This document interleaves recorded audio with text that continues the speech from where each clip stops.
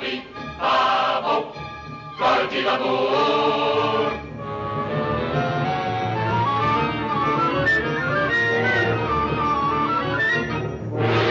In the road to Bali.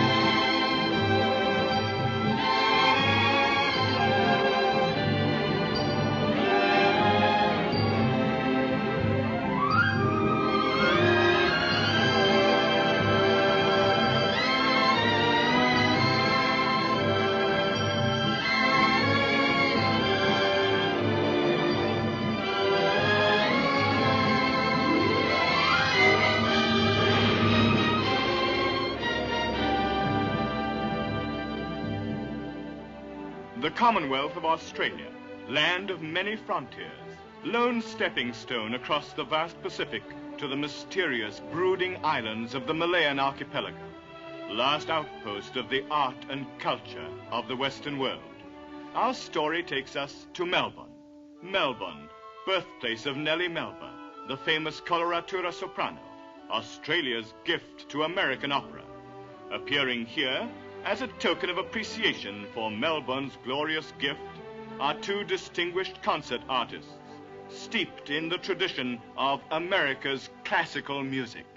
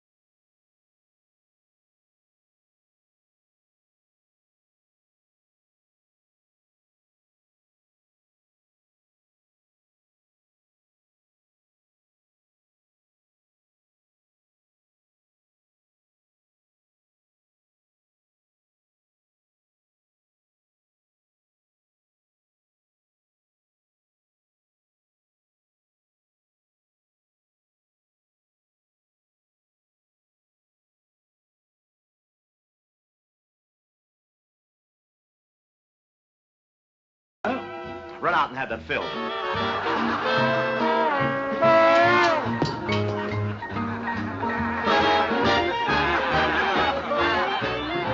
Take it, Twinkle Toes. Got it, helium hips. This boy's diseased, my brother. Hey, Verna. Is this the one, daughter? Shh. You cover up my partner's taps. They both proposed to me. Well, Verna, we're both crazy about you. We've been fighting over you all week. Really? Yeah, and I won. Harold's going to marry her.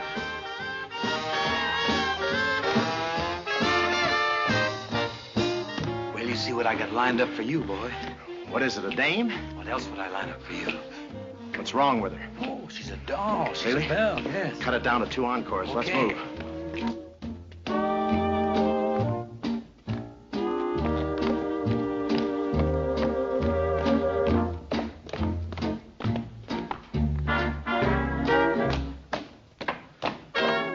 There he goes, one of my best pupils.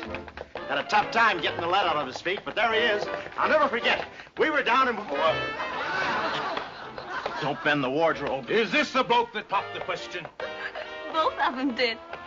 Eunice. Harold, darling, this is the happiest day of my life. Yeah, then why spoil it with a wedding? But, darling, I want to marry you. Oh, George. Oh, fine. I'll be best man. Good. See ya. What?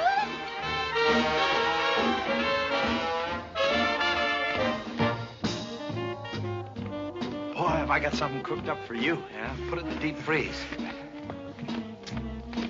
Didn't a similar situation occur in Allentown in 47? Thanks for the memory. Let's get out of here fast.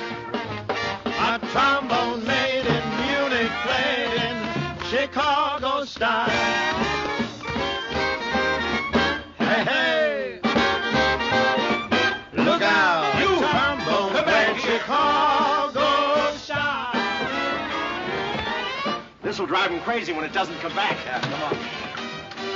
You, come back here. Stop him, and get away!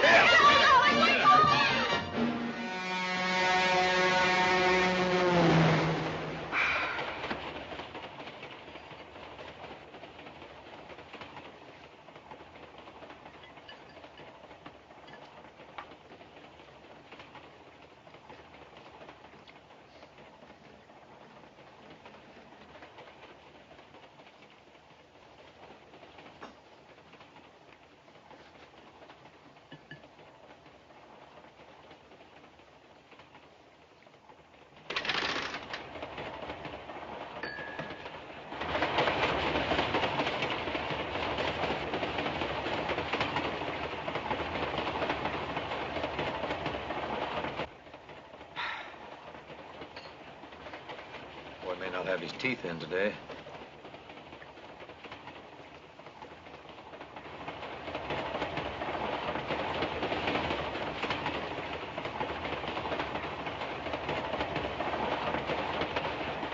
Gentlemen, I've told you there are no two actors traveling together on this train. There's one of them. Pilot to belly gunner. Bailing out.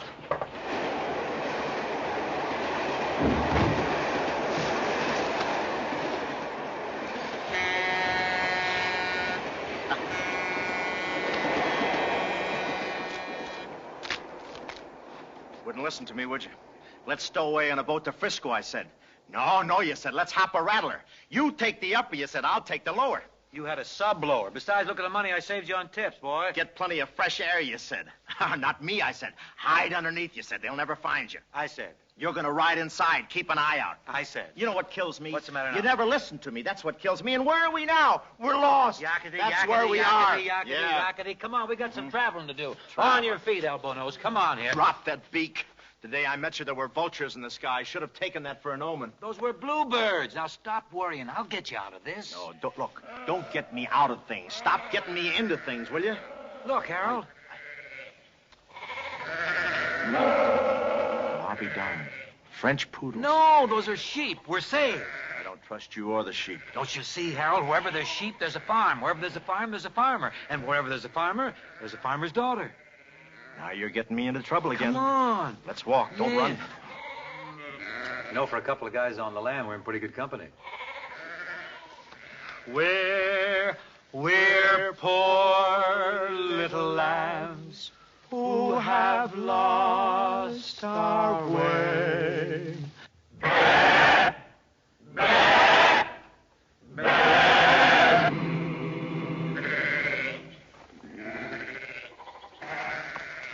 That was helpful, wasn't it? Fred Waring must have played through here.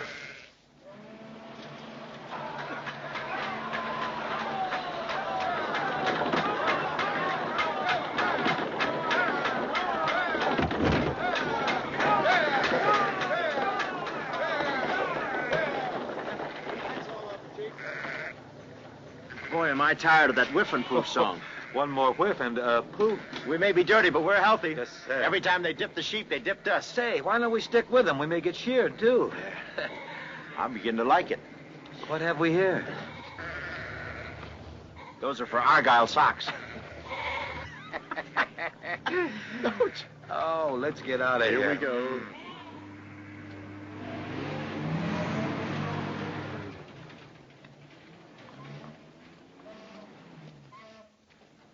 Ah, here we are. Mighty attractive openings there for a fella if he likes work, huh? Who's next to closing? This for me. You can't cook. Well, I can learn while you wash the dishes, buddy. Oh, no. I'll cook and you'll wash the dishes. You can stack them behind your ears to dry. Oh, see here. That's Excuse me, mates. Right, come in. Scratch. Scratch. There goes the daily double. What a pity. Just when I was going to let you have your way, too. Say, I haven't looked for work since I was night watchman at Vassar. That's before we were in the cough drop business. Yes, these electric razors. There's nothing like them, huh? Aristocrats. Take a mowing machine to get this hedge knocked off. We're on the lam. We're hiding. How long can you hold your breath, Junior? My breath? Well, you... Oh. Prince Ken Arok. Back again, eh? You must help me. I need sea divers again. Not a flaming chance, and you know it. 4 divers shipped out to your island already, and never came back. Fine men, too. But they met with accidents. Accidents, my eye. We all know about Bogaten. Bogaten is a legend. Then why don't you get your own people to dive, if Bogaten is only a bloomin' legend? People of that, too, are superstitious and still believe in witchcraft. It ain't no witchcraft done them men in. Look here, Prince. You couldn't get any diver in Australia to take on your job. Not for all the beer in Darwin.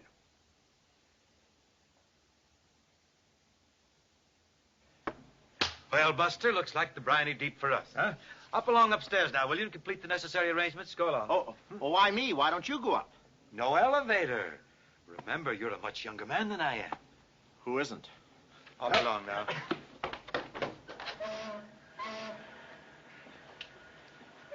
Excuse me, sir. Yes?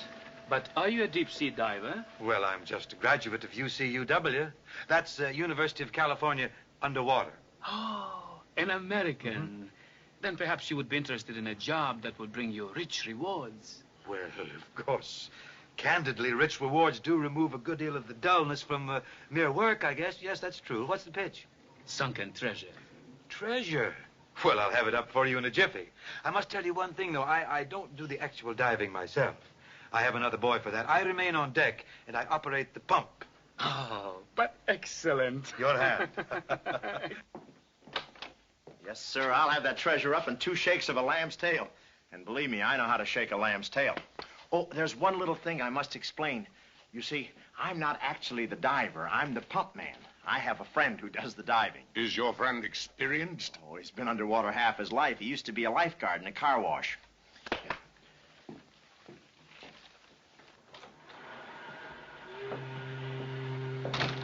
Where is this island of yours, Prince?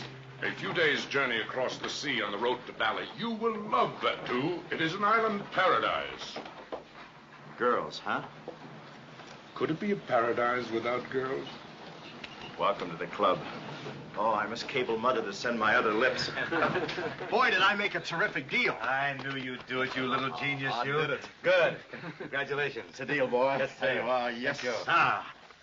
Well, these threads are a little beat. If we're shoving off from paradise, we better slip into our linens, eh?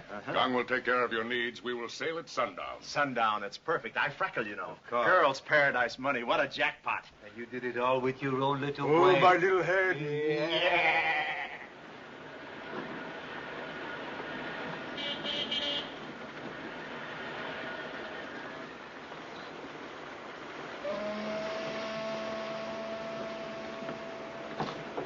Oh, say, Muscles, take our luggage, will you? Here you are.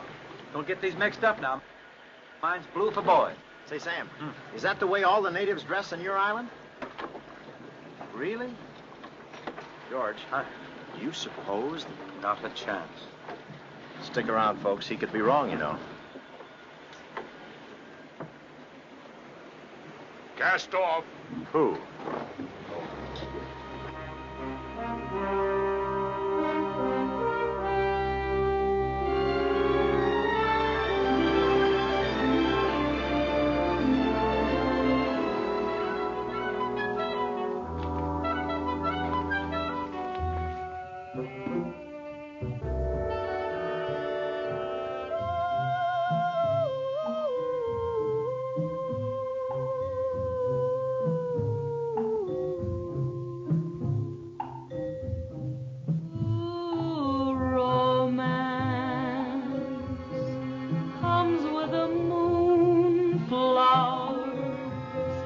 Tonight the moonflowers will be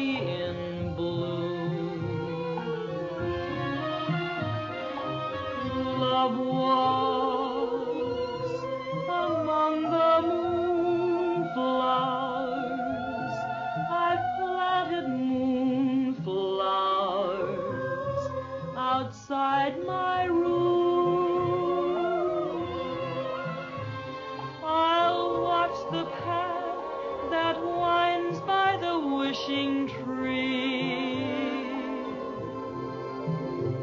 It ends beneath my window, and there I'll be, and there I'll wait for the love I long for. Tonight the moonflowers may bloom for me. I'll watch the path that winds by the wishing tree.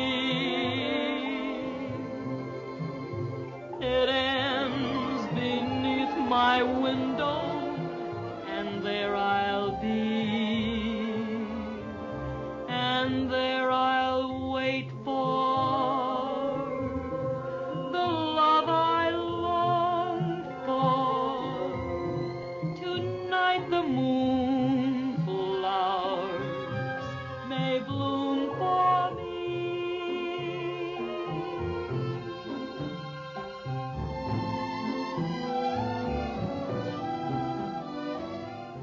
Isn't it beautiful? It's a tartan of my father's clan. Highness, your cousin, Prince Arok. He is here.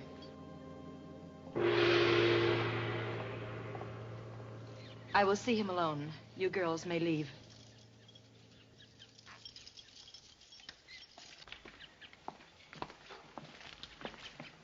Hey, things are picking up.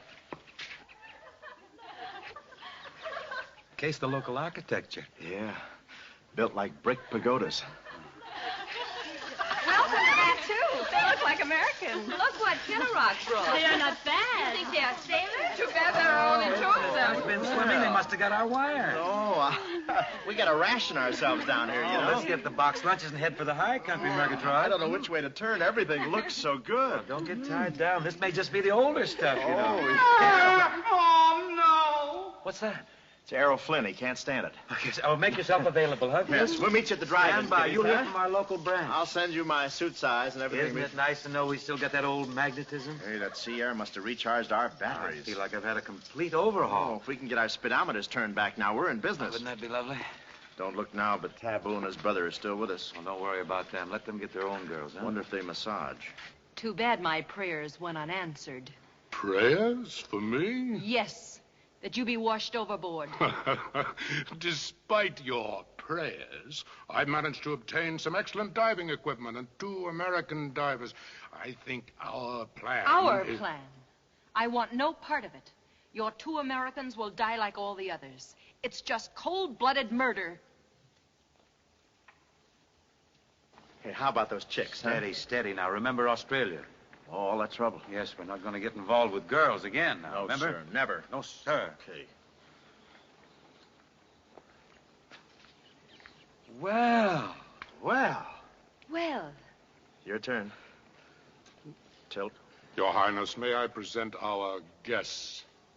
Highness. Gentlemen, you are in the presence of my cousin, Princess Lala of the Two. Oh, well, the name's Gridley, Princess. Harold Gridley. Sportsman, raconteur, polo player, and all-around good egg. Well, don't lay it here, huh? welcome to that too, gentlemen. George Cochran at your service, Your Highness. Oh, the Continental. Go, run, play with the peasants. I'll take care of the royalty. Do you mind? Oh, me? Go now, Do This you is my... always fight over girls? Oh, what else can we fight over? We've never had any money. That's for Washington.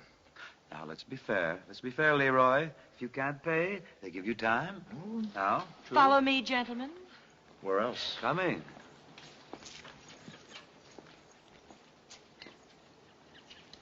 They have become friendly. It is a bad omen. Omens are for old women. The sharks will soon be picking their bones.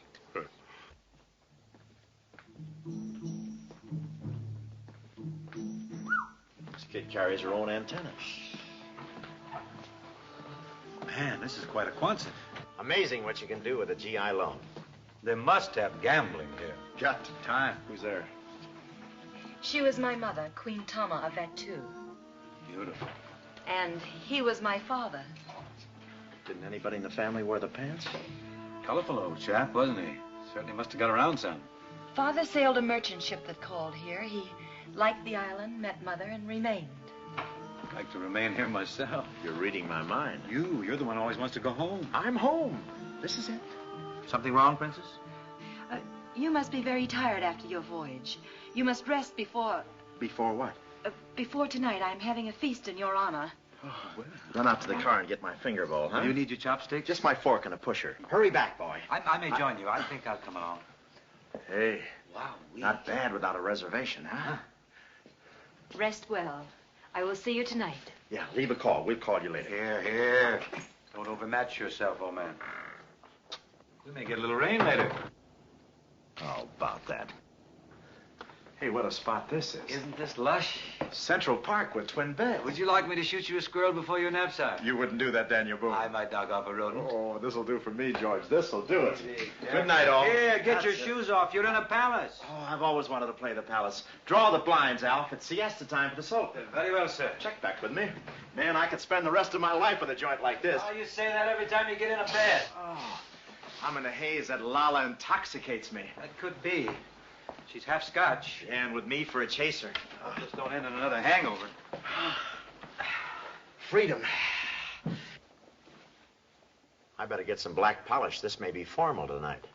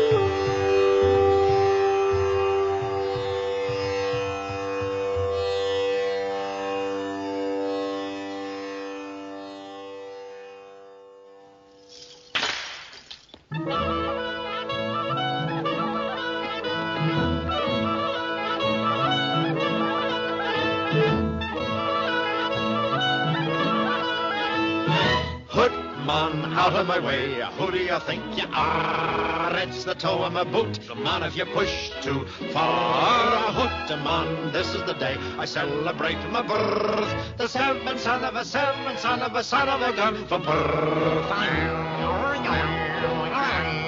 Who can play the drums? Is there a piper in the town? Have them put their kilts on and come right down. All ye brawny lads, whether you're poor or man of wealth, meet me in the tavern to drink my health. Who's that standing in my past and clear? Don't you know you're face to face with Robbie McBath? Robbie McBath. Hey, hoot him on out of my way. Who do you think you are?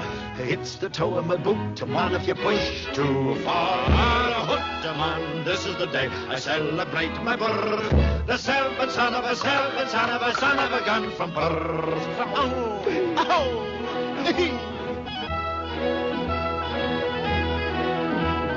Say, Haggis. What is it, McBaggis? Have you heard the latest about McTavish? What's he done now? He's living on the roof. Why would he be living on the roof? He heard someone say the drinks are on the house. The drinks are on the house. You know, but we...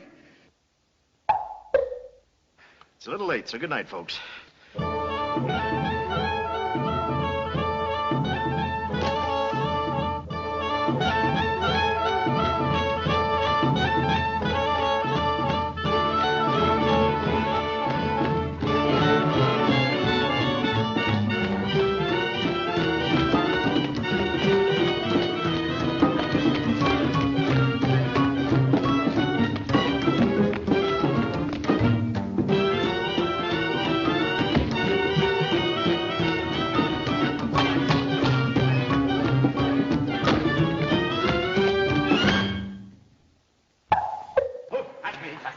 No. Oh, thanks.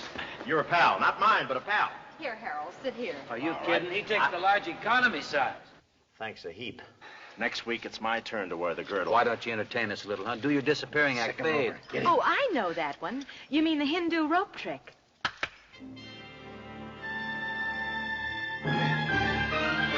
How does he dress, in a revolving door? I'm sure you've heard of this. As a matter of fact, it's impossible. This must be the one where they throw the rope up in the air, climb up, and disappear. It's nothing. It's sort of a mass hypnosis. Where did you learn words like that? This kid was drummed out of kindergarten for cheating and finger painting. I was framed. Now watch.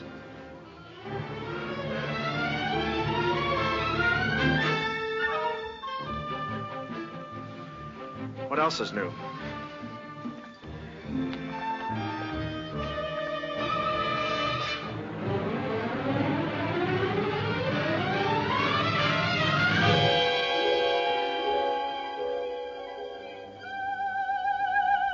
Whoop. Pardon me, Governor. I think this calls for me. Here. I'll be in the balcony.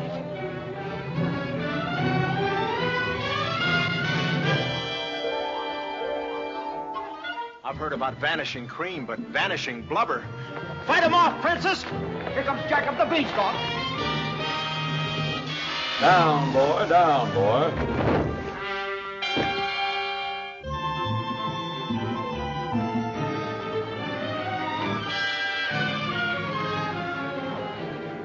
How's the beast in the penthouse? Ah, Space Cadet returns. Did you get my card, Jock? Had a wonderful time. I'm glad you were here. Oh, very funny. It's easy for you to get up there. Go on, it's mass hypnosis. Mass hypnosis, you're full of helium. Say, how about a little black magic for me, Princess? Here's an exciting bit of hocus pocus. If a cobra comes out of there, it's yours. I'll split it with you. Oh. You pay your dues?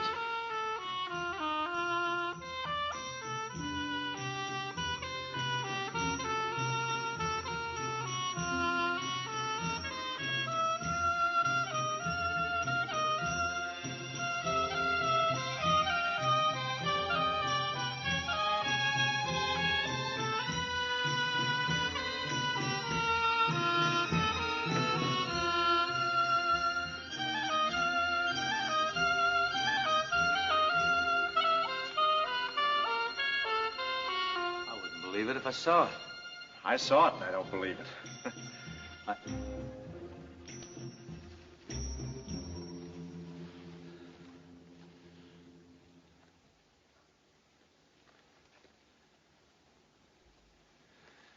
I'm starting to believe it.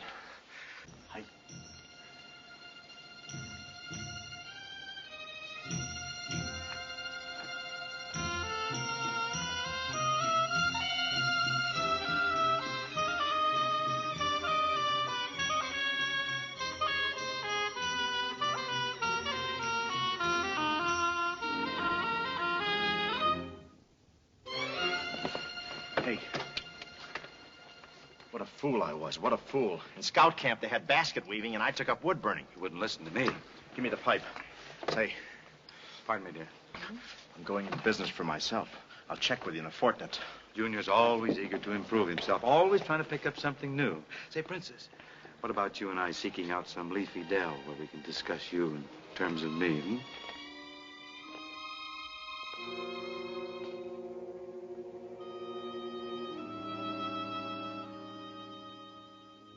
George, I must talk to you and Harold. Oh, forget about Harold. He's a hustler, a philanderer, a roue. I want to tell you something. He ran out on a very lovely girl down in Australia. And on their wedding day, too. I think he's attractive. Can't hear you. Not reaching me at all. I think you're attractive, too. Contact. Actually, as a matter of fact, there's nothing special about me. I'm just an average, all-around, all-American boy with an excess of charm. Harold told me that, too. About me? About him. So conceited, that lad. Look. Delightful place you have here, Princess. Be lovely just to lay around here and grow old. George, Huh? you and Harold will never grow old unless you escape at once. Escape? My cousin, Ken Arok, is a scheming murderer. I think he's a pretty nice guy. He's a little formal, a little cold, perhaps. You but do not know him. He has sent many men to their death in the sea. A little physical, too, huh? Ken Arok will let nothing stand in the way of his ambition. Years ago, my father set out for Bali to sell a chest of valuable jewels. The boat sank on a reef outside of our lagoon. Neither my father nor the jewels have ever been recovered. Oh.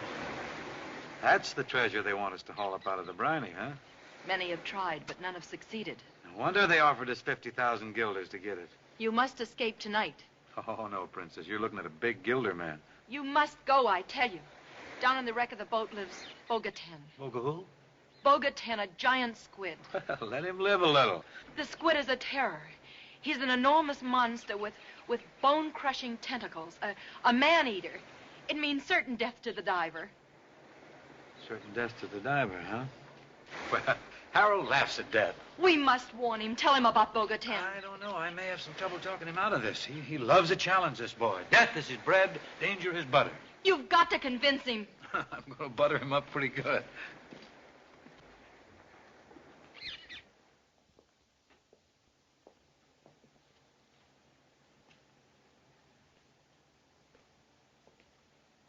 Where can he be? And what can he be doing?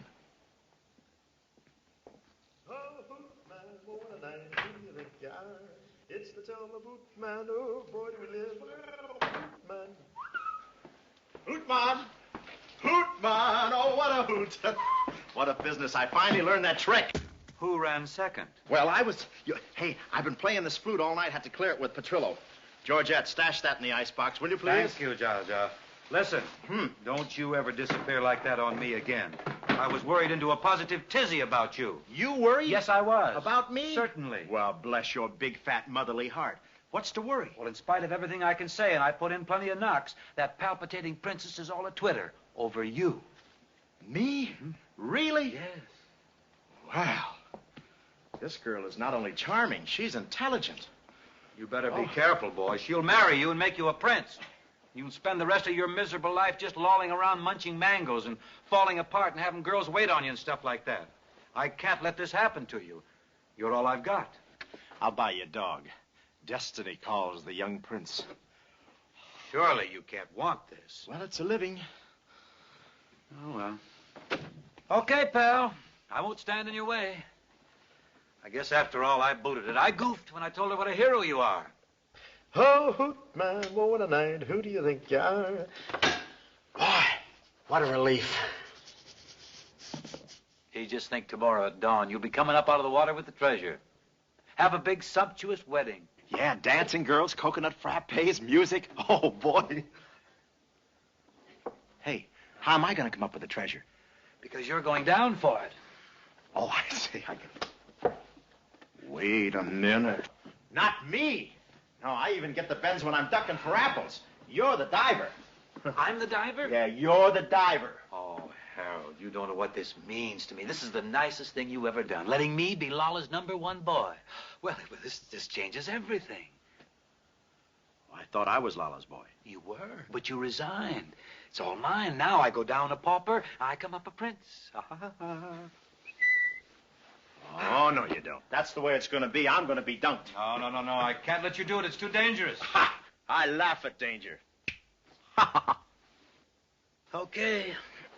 You insist. You get the jewels, you get the princess. Night. I get the jewels, I get the princess, and I couldn't happen to a nicer girl.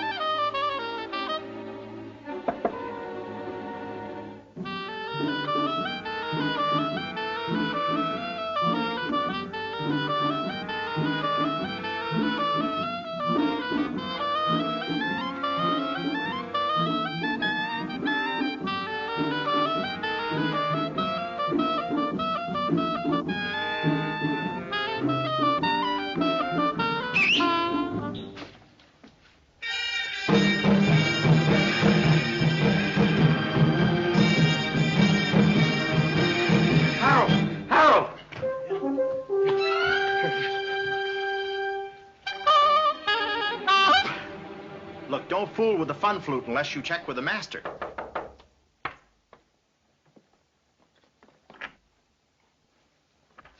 Gentlemen, it is time. Oh, my princess is impatient. Latimer, lay out my top hat, white tie, and swim fins. Very good, Murgatroyd. Do, hurry.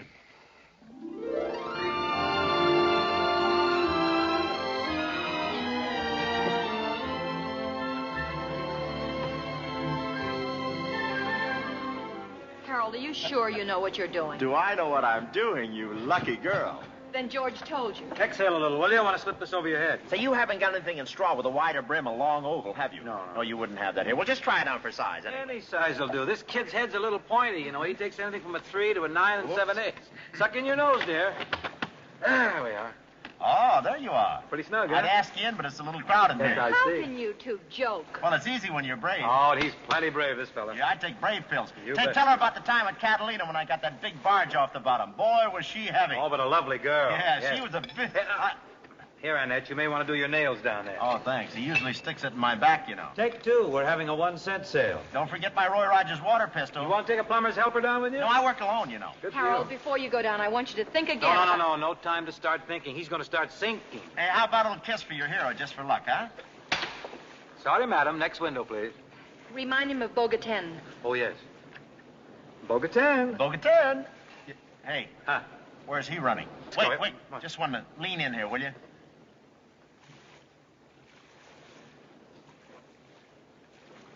Oh, you should have thought of that before. Oh, but fellas! No, we can't go through that again now. If your wool underwear starts to itch, you'll just have to itch. Oh, well, get me another pair of hands for inside. I thought you worked alone. I know, but this is different.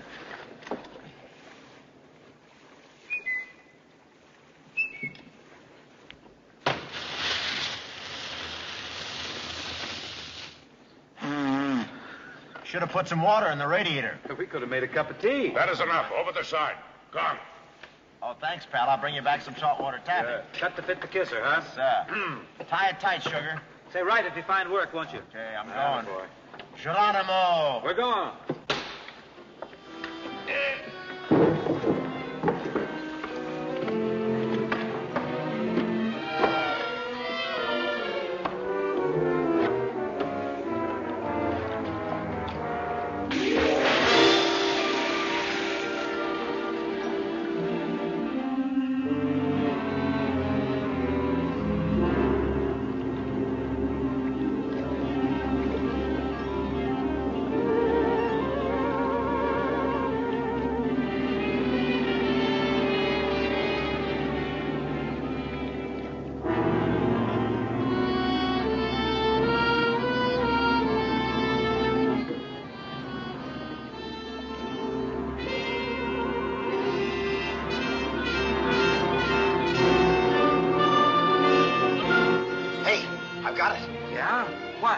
Treasure.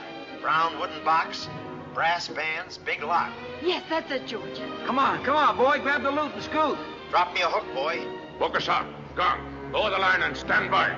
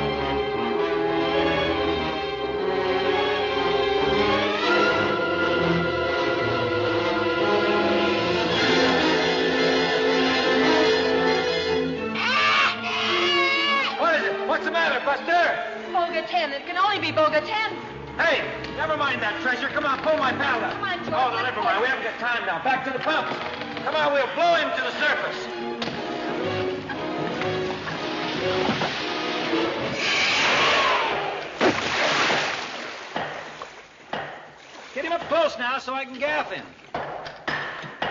Easy now. Whoa. Easy does it. Up. There you go. Easy going. Souffle. Oh. Up. Oh, you got it. Hey, Buster. Are you okay? Hey, Buster, exhale a little. Exhale just once. Buster! Hey, Buster! Buster! George, look out!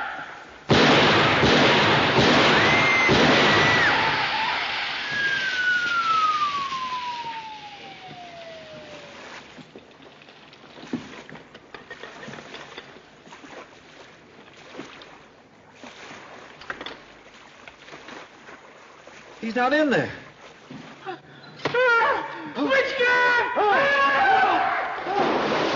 Obviously, Bo-Katan has claimed the American. Now, Lala, it is time to feed the sharks. Put down that gun. Your days of telling me what to do are over. Without you, I have the island, the jewels, everything. For this moment, I have waited all my life. You try to put the finger on us, boy, and you're going to have a lot of trouble with your breathing.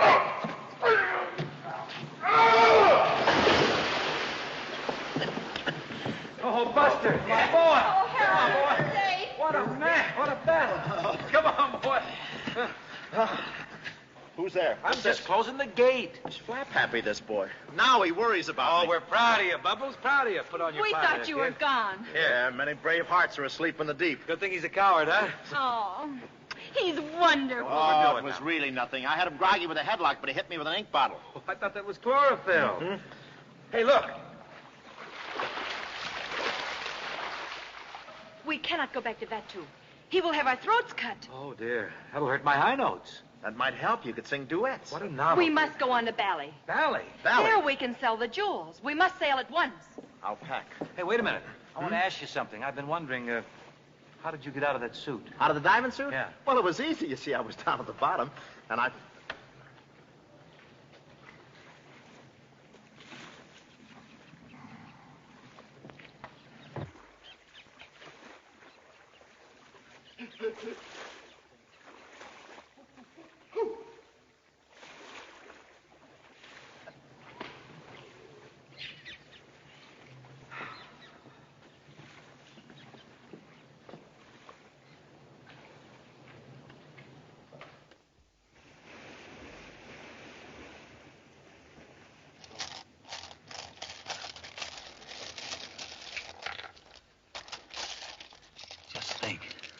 Real. Yeah, and it's worth millions, George, millions. Looks like Ali Khan's garbage can. Yeah, the top layer. I think I'll have cufflinks made of these. Tell me, you think this is too much? Oh, no, I think that'll work. You know, if you wear it right, With it's a all baby spot on it. Oh, they're all Lala's. Oh, yeah, and Lala's all mine. What a parlay, huh? You know, when I become prince, the first thing I'm going to do is pass a community property law. Oh, yes, do That cuts me in right away. What line? What form? Oh, fantastic. Whoa. I may put this under canvas. Let me see this. Hey. Shame to you. You're a grown man. Well, she's a grown girl. Yeah. Wonder where you grow this stuff, huh? If you find out, give me a call, will you? I'll be topside. I got to take my turn at the wheel. Slow down. Back. You're pretty alert, huh? More than you know. I got these counted, you know. Really? 1, 2, 3, 4. Well, I'll see you. Whoa. Check. Check. Come. How'd that get in there, I want? That's better. These are not vitamin pills, you know. They are to me, old man.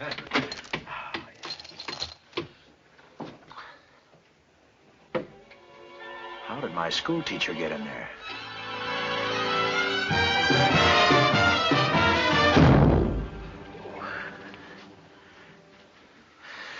Oh, take this on a weekend. Who else want it? Just gonna sing, folks. Now's the time to go out and get the popcorn.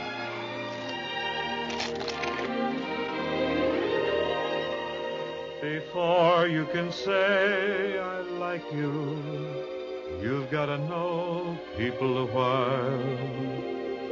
Watch their little tricks, listen to their talk. See the way they walk and how they smile. That's a rule that's tried and true. A rule that you're the one exception to. To see you. Only 2 more of these silvery nights and we'll be in Bali. I kind of hate to think of leaving you, Lola. You mustn't think of it because you mustn't do it. Oh, I've been away a long, long time. I got to get back, catch some ball games, see how the Pirates are doing. You still have pirates in America? Yeah, but they're nothing to be afraid of. Probably hiding in the cellar someplace. But it's a fantastic place, the USA, Lala. Just take any town. Take a town, for instance, like the garden spot of North America. The lush, picturesque Riviera of the Middle West. Toledo, Ohio. Toledo, Ohio. Toledo, Ohio. Oh, it sounds beautiful. Such a musical name. Oh, it's a music town. There's a jukebox in every bowling alley. Lala, would you go to America with me? George. I mean, marry me and go to America, of course. Oh, it would be wonderful, but what about Harold? Well, we could adopt him.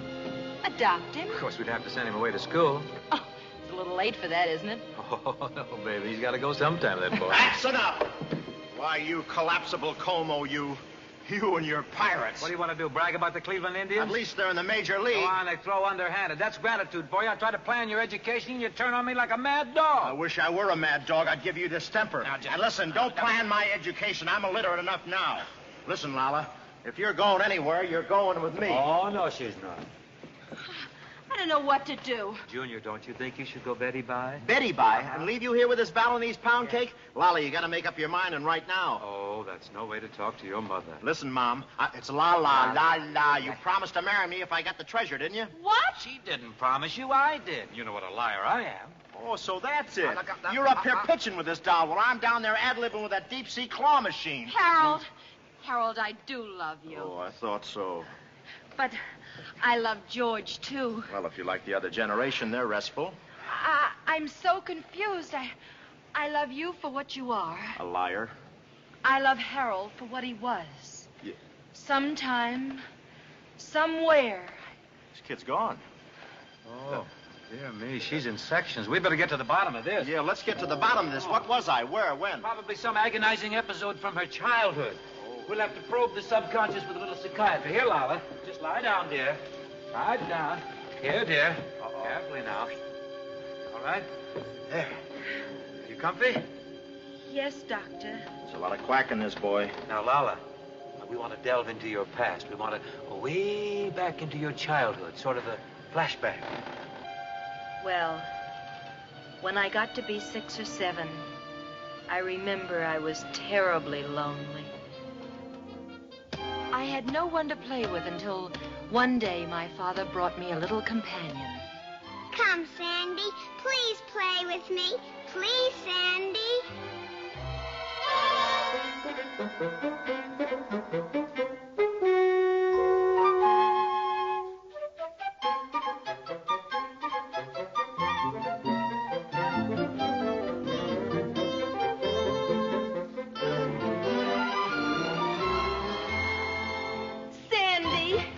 Not me. You got the wrong monkey. Well, I'll leave it up to you, Lala. You want me for what I am, or you want this chump for the chimp he used to be? Kick it around a while. I'm going downstairs and peel Buster a banana. And play with your mice while you're there.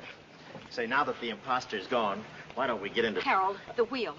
You'd better take it. These are dangerous waters. Coral reefs, racing currents. But, baby, I got racing currents of my own. Check. You and George certainly are romantic. George? Romantic? Oh, I use him for a warm-up boy. I send him ahead on all these situations. Say, but speaking of lard hips, tell me, how'd you like his singing?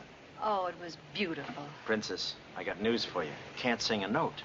Oh, I don't understand. No. I do all the singing, you see. He just mouths a little. That's part of my warm-up. And I've got to sing slow because if he mouths too fast, his plate starts to slip. Well, No, you see, I'm a ventriloquist. That's part of our act. I'll show you. How are you down there? Fine. How are you?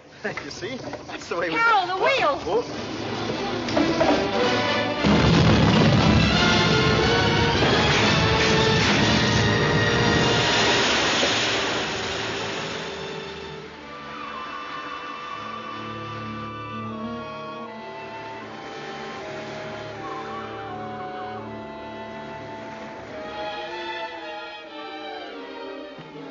Oh. Hey, Harold!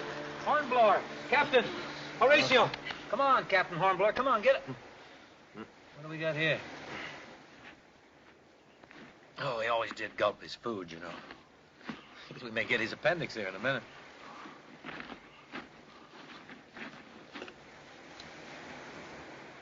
Aha, one of the baubles.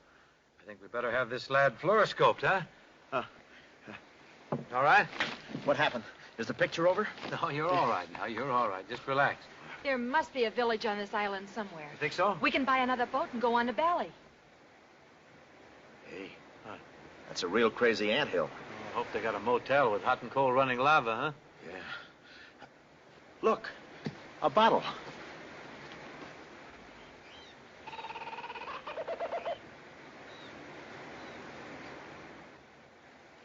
Hey, look. Hey, there's a message in it. What does it say? Yeah, let's see. It says, return this bottle to Sam's Supermarket for 3 cents deposit. Isn't it a pity? Every movie's got to have a message. Oh, about that. Well, let's get out of this bunker, huh? Wait. Oh. Work inland here.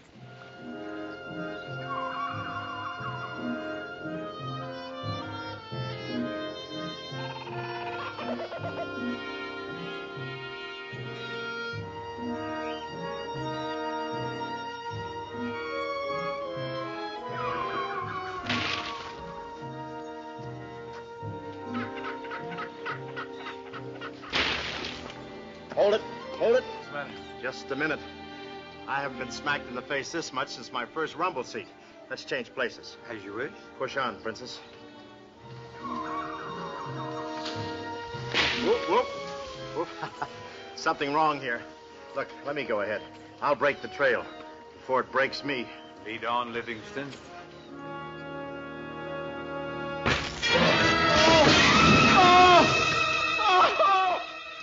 Say, isn't he breaking trail a little high? An animal snare. Now we know there are people on this island. Hey, there's people up here, too. I wonder what the locals are like. Oh, I hope they're not cannibals or headhunters. Oh, yeah. I hope they're orange pickers. I want to get off this tree. Oh, stop squawking. You'll fall off when you're ripe. I feel like a windsock. Hey, where you going? Diggers, Buster. Quiet. Somebody's coming. Hi. Hi. Go ahead. Thank you. Okay. Who was that? That's my brother, Bob. I promised him a shot in the picture. He's handsome. Yes, it's a family characteristic. Down. Get me down. My brain's rushing to my head. Harold. Oh, yeah. The dangler. Let's get the sap out of the tree. This is the sloppiest hanging I ever attended. You're saved. A pardon just came from the governor. Easy now. Steady. Oh. Say, I wished I had a snapshot of this for the tuna club, huh? Up, Daisy. Let's get him. Be careful now. Okay. Take it easy now. Whoop. Oh, I'll never say bottoms up again. You got me down just in time. I was getting tan in the wrong places. Put your weight on this tree, and I'll hold it, and I'll cut the thong. Are you all right? Fine. Blood's coming back to my toes. Now, if I can only get my toes back to my feet. It's good for your sinuses up there. Hey! Go now. Oh, this boy loves to travel. Come on, we'll bring him a Band-Aid.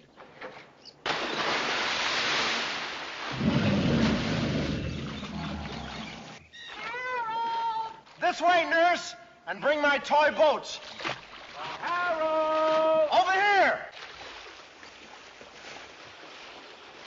Look. Buster, come on out of there. Not me. I'm staying out here where it's safe. Hurry, now, come on, get out of there. Looking back at you. Look. Oh! Hurry up. Come on. Feather kick. Use your feather kick, boy. Come on, boy. Here. Oh! I got you. Come on, I got you. Yeah, but if you got all of me. Oh! Hey, I feel a breeze. A breeze? Well, I'll be darned. Color television. Where? Widescreen, too. Really? Am I in it? Well, just your best angle. I wish I had my rear view mirror. Look. The African Queen. Humphrey Bogart. Boy, is he lost. Hey, Bogey. Hey, jungle fever, that's what we got. That was just a mirage. Oh, yeah? What about this? Humphrey Bogart's Academy Award. An Oscar. Give me that. You got one. Friends, this is a great occasion, me receiving this Academy Award. And I'd like to say a word. Run! That's the word.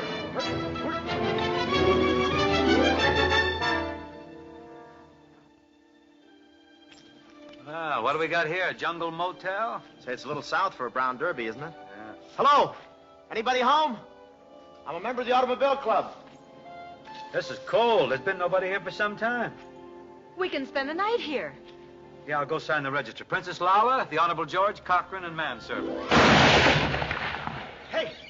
Hey, I found a gun. Yeah, so we heard. Oh, that's wonderful. Now one of you can go out and hunt some food. Oh, you're so right, Lala. Say, here, Annie Oakley, run out and shoot us a filet mignon, medium rare, huh? Yes. Don't hurry. Hey, now wait a minute. You're the sharpshooter, Nix. This boy played second shotgun with the Spike Jones band. Oh, not me. The last thing I shot was 2 6s. Please, will one of you go out and hunt some food before it gets too dark?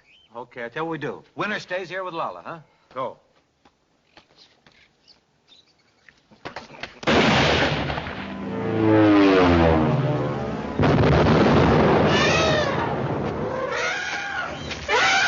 Man, those Republicans are everywhere. That's the junior branch.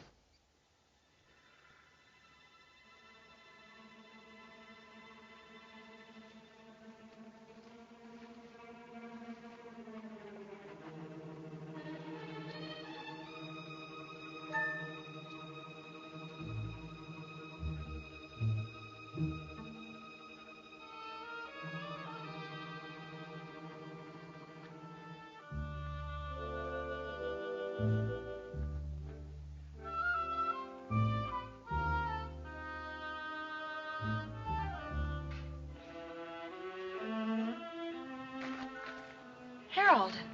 Couldn't sleep, huh? No. Neither could I, and for the same reason. May I sit down? Chilly, isn't it? You need something around you. Preferably me. Oh, this is so peaceful. Yeah, it's what I've always wanted. Fireside, home, backyard with flowers, vegetable garden, couple of oil wells. A home. That's what every girl dreams of. I'll make your dreams come true, honey. What about George? Well, we can always make him our babysitter. Of course, we'll have to lock up the liquor. Shall we build up the fire? Say, I'm in flames now, Lala.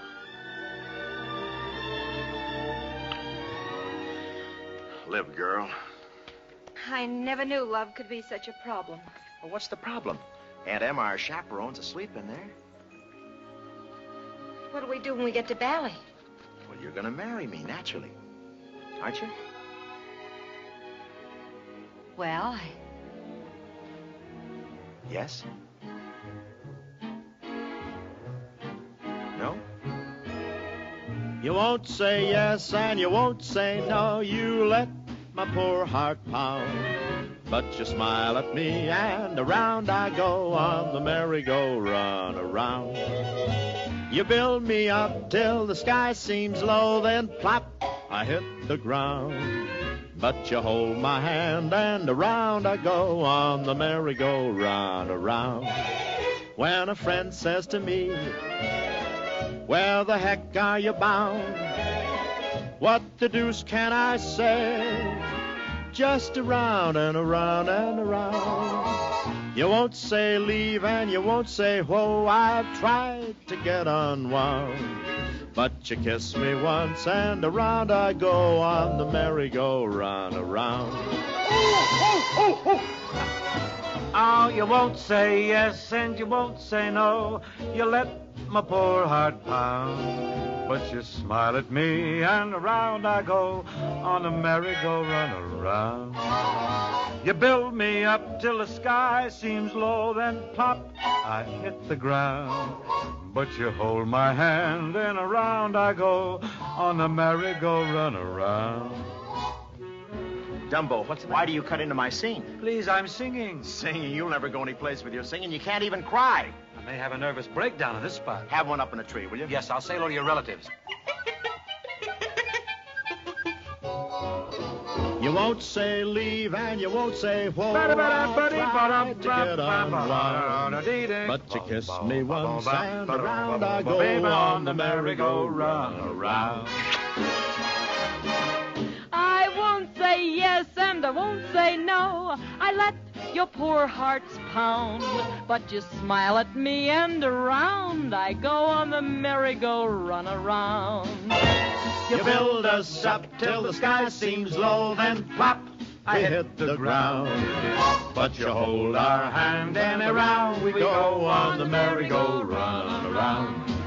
When a friend says to me, where the heck are you bound? What the deuce can I say? Just around and around and around. You won't say leave and you won't say whoa.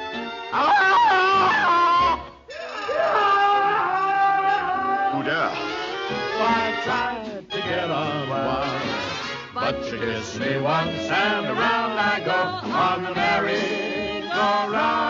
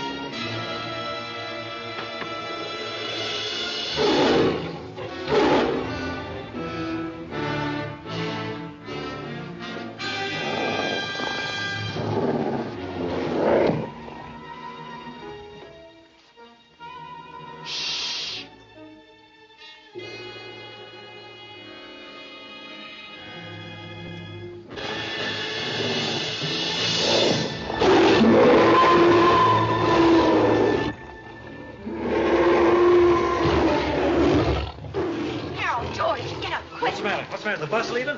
Huh? House detective here? I don't know. What happened? Let's see. Where'd they go? Hey, look out.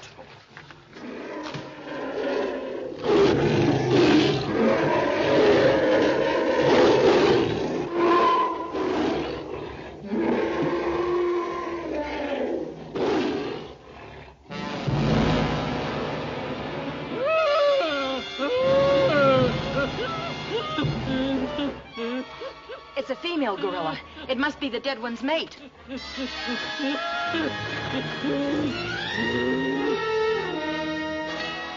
The winner, new champion. Boy, I better put out the cat. That gun's no good. No. Watch this. Look out. Where'd it go?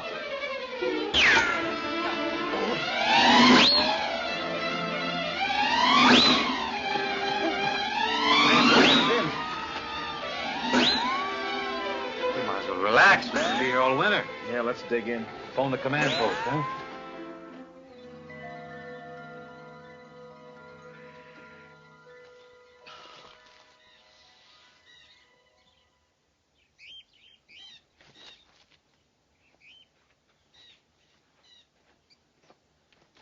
Hey. What is this, morning lineup? Huh? Get up. She's not here. Lala's gone. Maybe some dirty rat kidnapped her. Oh, couldn't be. We're both here. Oh, you.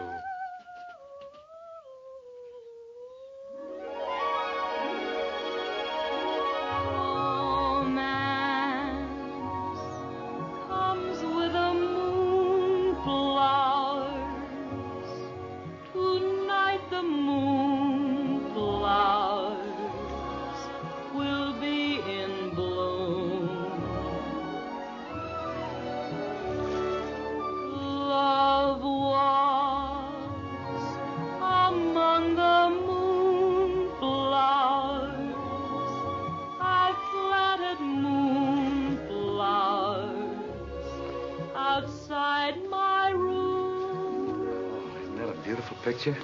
Yeah, when does the tide go out? Watch the path that winds by the wishing tree. It ends beneath my window, and there I'll be. And there I'll wait for the love I long for. Tonight the moonflowers may bloom for me.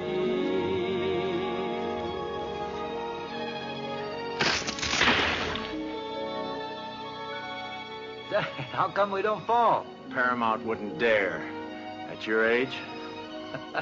Shall we then? Inhale.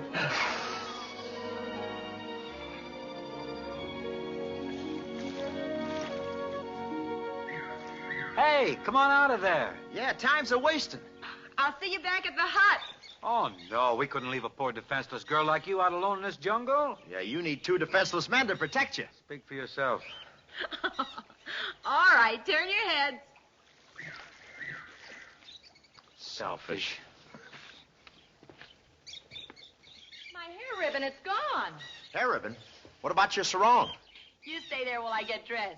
What about your sarong? That's nice talk. Well, I was just asking. Cover that's up your all. eyes like she said. You never want to have any fun. Innocent fun. That's my type of girl, the athletic type. When the right kind of a girl comes along, you'll be swept off your feet. Yeah, my type of girl's right back there, I want to tell you that. After all, I know all about swimming, you know. I used to grease him for the channel swim. Plenty of oil left over. Yeah. Oh, George, come on, cut it out, will you? Come on, stop kidding. Hey, help! George! Help! Oh, Harold, you pick up with the darndest people. Help! George! George! Where'd you go? Buster, don't get excited now. Play it real cool, Buster. Don't antagonize her. That's the dead gorilla's mate, Buster. What does Easy now. What does she want? Revenge? No, I'm afraid not. Please, hurry, George. This kid's a juvenile delinquent. Keep cool. You keep cool. I'm numb. I'll think of something. George! Keep real cool. I'm too cool. Watch it now. Why am I attractive to young widows? Oh, Buster, I don't like to look in her eye. Oh, George, get a rock, a club, anything. Kill one of us. Okay. George! Sing to her. You know, music hath charms to soothe the savage beast.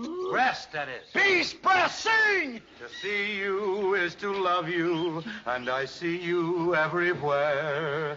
In the sunrise, in the moon glow, everywhere I look, you're there. Down, baby. Down. I got a frog in my throat. Down, girl. Soothe them. Sing! Sing! To see you is to want you, to love you, and I see you. Buster! Keep singing, and if you get tired, call Gary. Hey! Buster, help! Help! Help! Harold, George, help!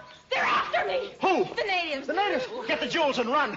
Hey, keep working. Sign up the gorilla. The natives are here. Sing. Get a singing native. I've lost the thing. I tell you, go. See you is to love you. Here. What happened? Mosquitoes. A rear guard action. It's a poison dart. What? Call an ambulance. I'm wounded. They got you, huh? Tell me this is only a vitamin shot, honey. This is a Daka G. Daka who? It won't kill you. It'll just cause muscular convulsions, then a coma. Daka G means the laughing twitch. Yeah. Oh, Daka Jada. Shake it, break it a little. Go sit in the audience if you're going to laugh like that. Laugh it up out there.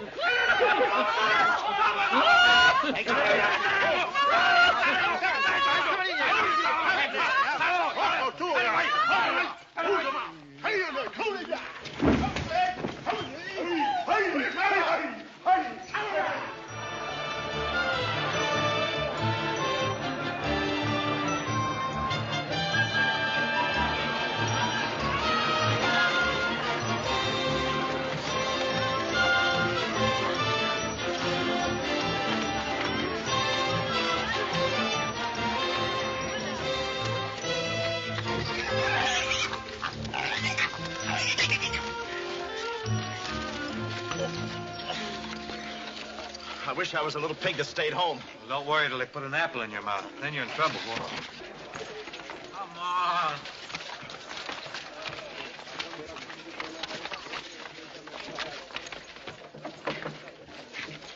this bit?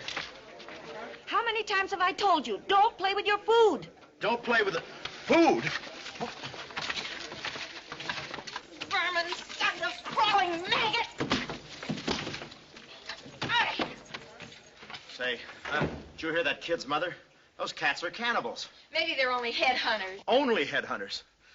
This is the only head I got. I'm very attached to it. What do you mean? They throw the rest away? Boy, right now, I wish I was back with that sweet, lovely gorilla. Oh, yes. I'm carrying a little bit of a torch for her myself. Oh, the barbecue boys are back. Chef Milani and his brother. You keep your hands on me! Let's go, Roach. Well, they took her. Why'd they take just her? Maybe they start with a dessert, huh? Hang on, Wonder where they're going. Oh, they can't really be headhunters. No, I just... Hey, what are those? Popsicles? Looks like my draft board. On your knees, woman. On your knees to Bumada, high priest of Nuata. I kneel to no one. Raj, Patik. That Scotch weave. Where did you get it? Long ago, from a white man. He wore it like the skirt of a woman. This man, was he called McTavish? Yes, that is how he was called. Makatavish. McTavish was my father. Under his dedo. You are Princess Lala? Your father was my good friend. Still warm in my heart. And for his daughter, anything you wish for shall be done. On the Yaladi, Lala di Betoa. 21 gong salute.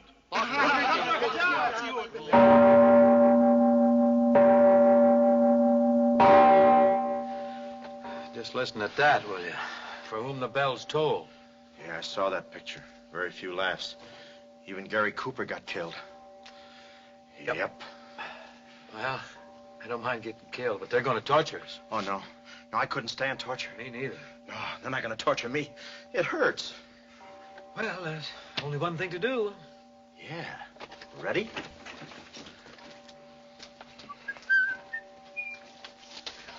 Patty cake, baker's man. Bake a cake as fast as you...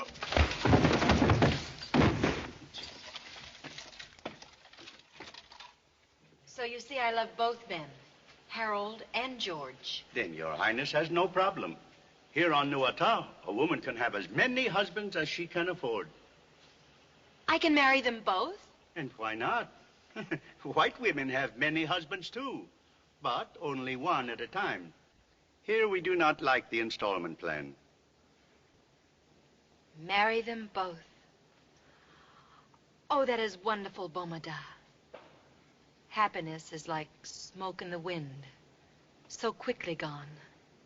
Let it be done now at once. Very well. See to it that the two white men are prepared for a royal wedding to the princess. Royal wedding?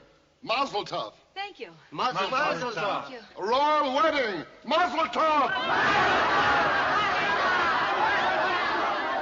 Now we will visit our chief, Ramayana.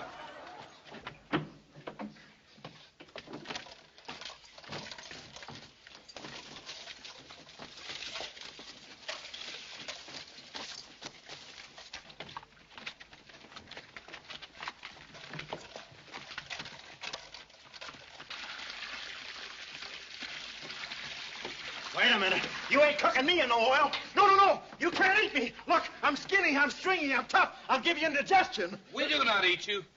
Oh, no. You ought to be married. Married? Well, now, wait a minute. I'm not going to marry you. Go ahead. Eat me. Kill me. I'm fat, I'm plump, I'm delicious. No unpleasant aftertaste. Go ahead. You do not marry me. You'll marry the princess of Batu. What?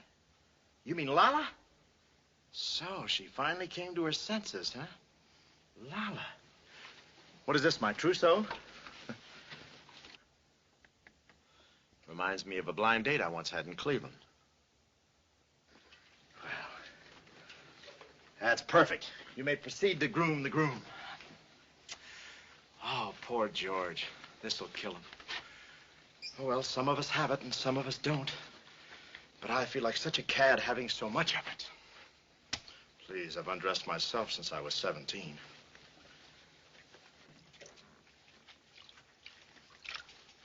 Well, I see my wedding headdress is back from the dentist. Oh, Meyer, easy on the cologne. Let's be subtle, shall we? Insidious like. Ah, me, I feel so deliriously demillish. Some of us have it, and some of us don't. Poor Harold. He must have misplaced it. You may pour. Just a little cooking sherry, huh? You are every bit as beautiful as I have been told, Princess Lala. Chief Ramiana has heard of me? Yes, my dear cousin. Arok. It is good to see you, Lala. And this, too. That's mine, you thief. Not a thief, my cousin, but a matchmaker. My dear wives are aging rapidly, and they bore me. You, Princess, will bring youth into my home. Youth! It's wonderful. No. No! This cannot be. Silence! Take the princess into the bridal hut.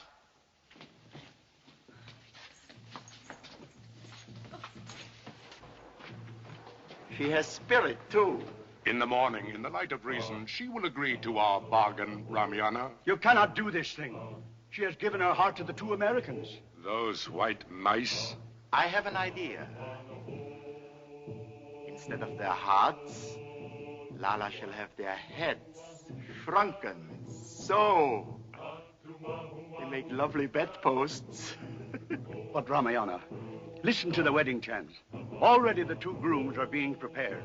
We cannot stop this ceremony without insulting the gods and your people. Why not have your ceremony with 2 grooms and no bride? Excellent. 2 grooms and no bride. No! Rajang, the god of the sleeping volcano, will not permit the sacrilege of a wedding without a bride. Who rules this island, you or the volcano? You're right. I rule this island. I, not that volcano.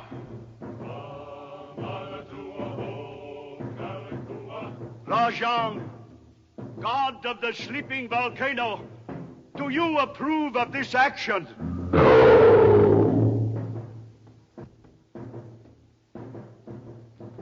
You see? A silly superstition for old women.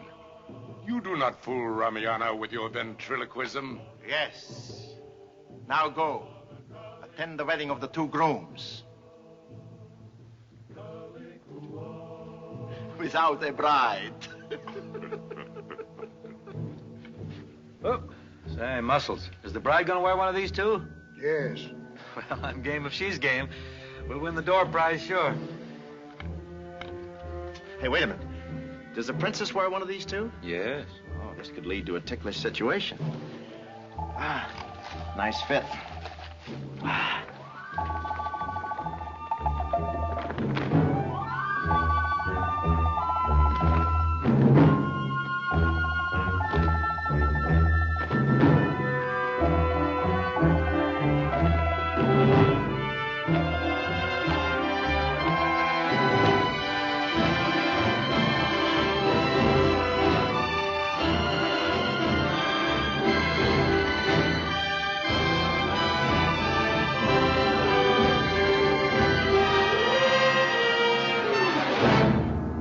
Let the wedding ceremony begin.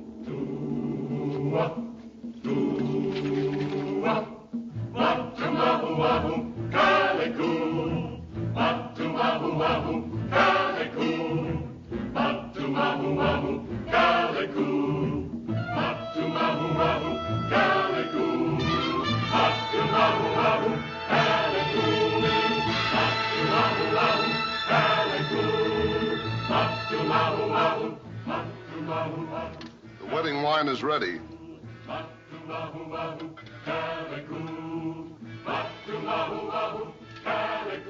No bride. Hayiri. Sabota Amiki. Amiki. On with the ceremony.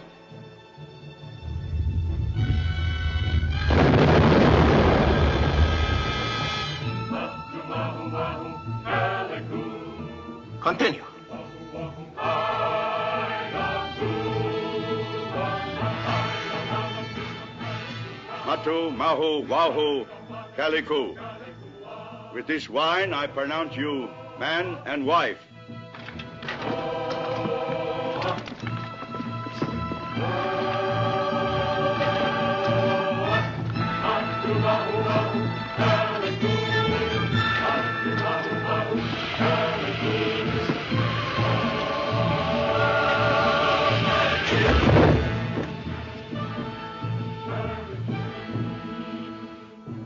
Take them away! Advise me when they awaken. I have plans for them.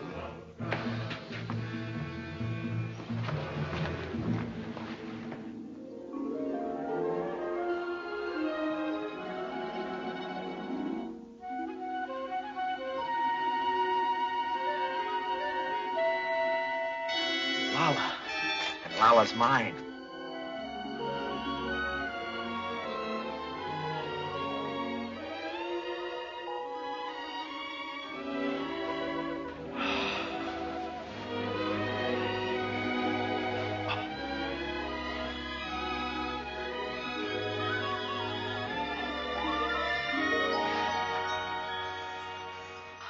Oh, honey. Lala, there's a man in bed with us. Yeah, I got a hold of him. Hey, what is the idea here? Somebody switched roommates on me. Where's my wife? This woman's a man. You do not have a wife. Are you kidding, Jack? I'm Prince Harold of Batu. You? I married Lala. You did not marry the princess. Wait a minute.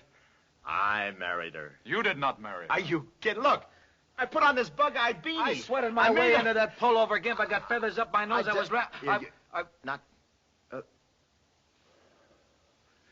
One of us has got to go to Reno.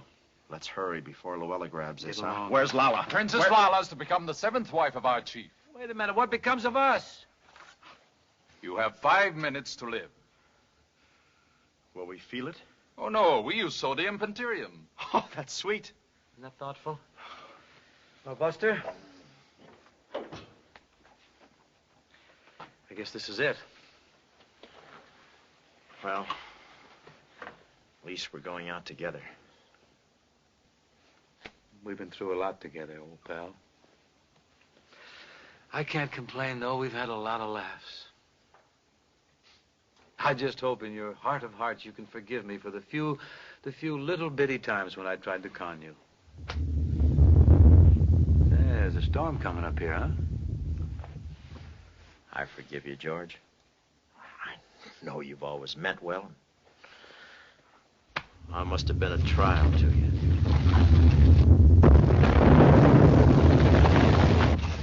Hey, we might get postponed here on account of rain. Well, Harold, you know, of course, I don't have to tell you what you've meant to me. We've been through so much together. And here we are in life, as in death, we face it together. C'est la guerre. La guerre.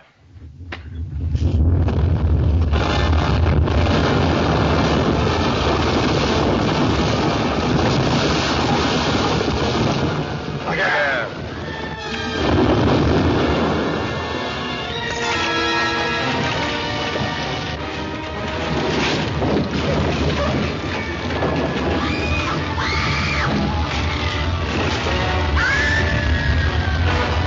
Gotta get Lala. Yeah.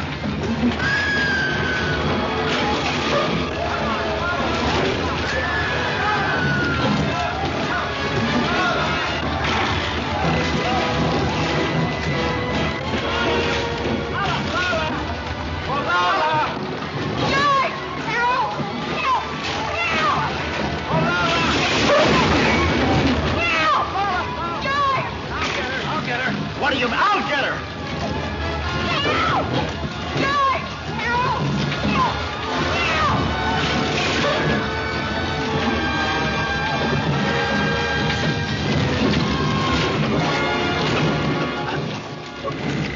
All this meat and no tomato. Hurry, Lala!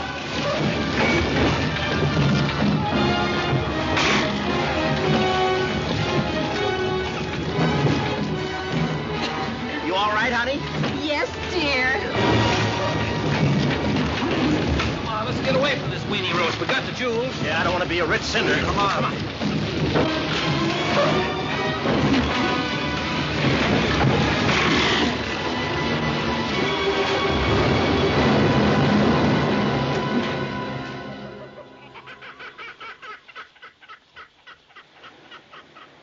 Hey, look at all that rice growing down there, huh?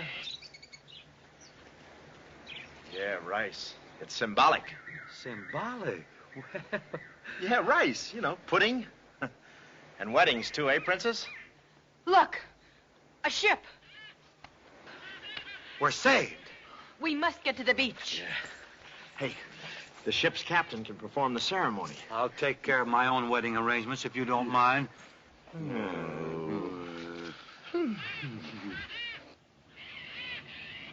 If you're a real nice boy, I'll let you give the bachelor's dinner. You're a little heavy, but you can be flower girl. This girl's marrying me, Buster. Oh, this kid needs me in her work. Now, wait just a minute here. All right, let's settle this once and for all before we get on the ship. Let's toss a coin. Coins, we're tapped. I got a better idea. We'll Indian wrestle. Okay. Oh, no. Last time I won, you gave me an Indian. Here, let Lala decide. We'll draw straws. Straws? Yeah. If she draws the long straw, she gets me. The short one, you. Yes, and I'll hold the straws, huh? Please, All right. please. I've already made up my mind. Ah, tough luck, old man. Too bad. Gee. I'm sorry, Harold. You pick him? Yes. Oh, how nearsighted can you be? Oh, cheer up, Buster. You'll find somebody. Try the Lonely Hearts Club, eh? No. Lala's the only girl in the world for me. Say, you've got a basket there now. If you just had your magic flute, you'd be in business. Well, it just so happens. Ah, that's my gallant little man. He's always thinking.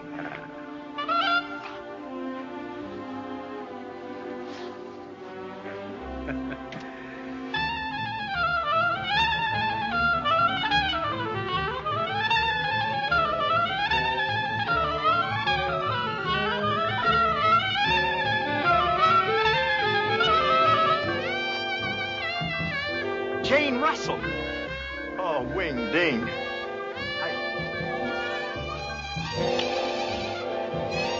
Ladies? Hey, wait a minute. What are you going to do with two girls? That's my problem. Hey! Hey! Hey, come back! Wait for me! Oh, no, you don't. Stay right where you are, folks. This picture isn't over yet. Stay right there. Keep your seat. Hey! Come here! Hey! Oh, no, you don't. No, you don't. No, stay right there. Keep... Hey, George! Jane! Laura! Hey! Oh, no. No, stay right there. George! Get the writers. Get the producers. Get my agents. Get a girl. Get sabotage!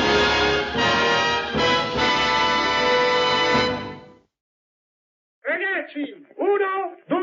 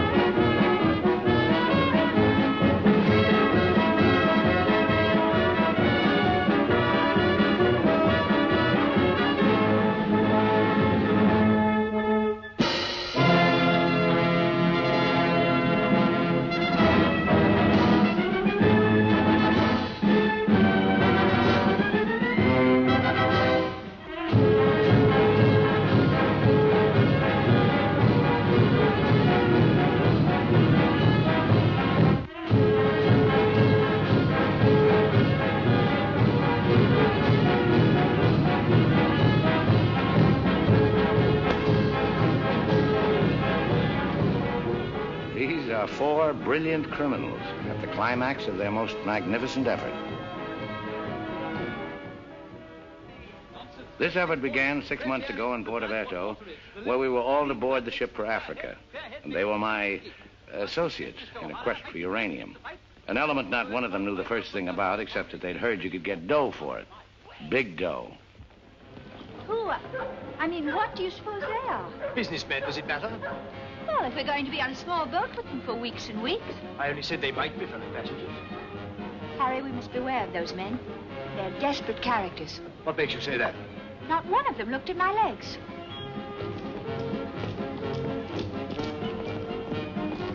Good morning, Mrs. Dannreuther. Good morning, Billy boy. Care to join us in a stroll? Turn up the liver, sweat out the toxins, help nature to help you. Wouldn't dream of it. Really, Billy, you mustn't be so offhand with Mr. Peterson.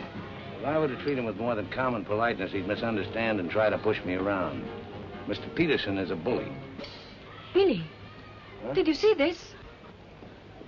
That man in London has been killed. What man? Paul Van Meer, high-ranking official in the Colonial Office, was stabbed to death early this morning by an unknown assailant outside a club in Soho. This is the third crime of violence to occur in that vicinity within the past month. What is it, Billy?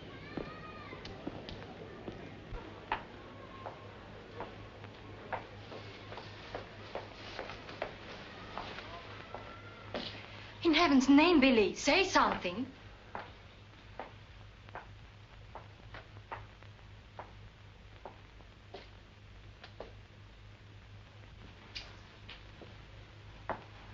You understand, of course, that Peterson arranged this. It seems there's been a lot of violence around there lately. I don't pretend to be a fool. But look, Billy, this happened early Tuesday morning. We'd all left London well before that. What about Jack Ross? What about the galloping major? But I thought he only stayed behind to get that phone call from Mombasa. If it came through, he'll be here this morning.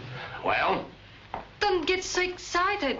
Don't jump to unpleasant conclusions. Jump, they might as well have drawn a map. Why was Peterson worried about Van Meer? What made him think he was dangerous? He was afraid Van Meer wouldn't stay bought. He was afraid he'd get the wind up after we'd gone. He had visions of him trotting upstairs to his superiors, announcing I have certain information that certain persons have paid certain sums of money. Don't talk so loud, Billy. To obtain illegal rights to certain mineral supplies. That Indian, that Raja or whatever he was, that you worked for in the old days, he killed a lot of people, didn't he? Ah, but he had a better style. Besides, he was out for a kingdom, half the size of France. What's the difference between that and millions of dollars? We must think of the future, Billy. This is our big chance. It may be our last. Except for Mr. Peterson, we couldn't even pay last night's hotel bill.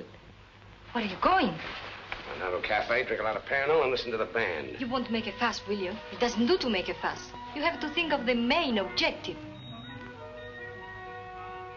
Naturally, it doesn't do to be fussy.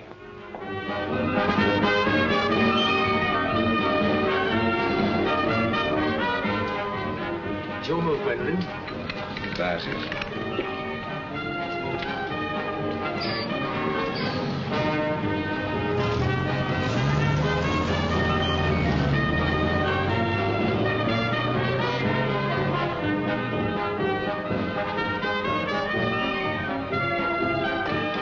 The luggage is in there. Bring it up.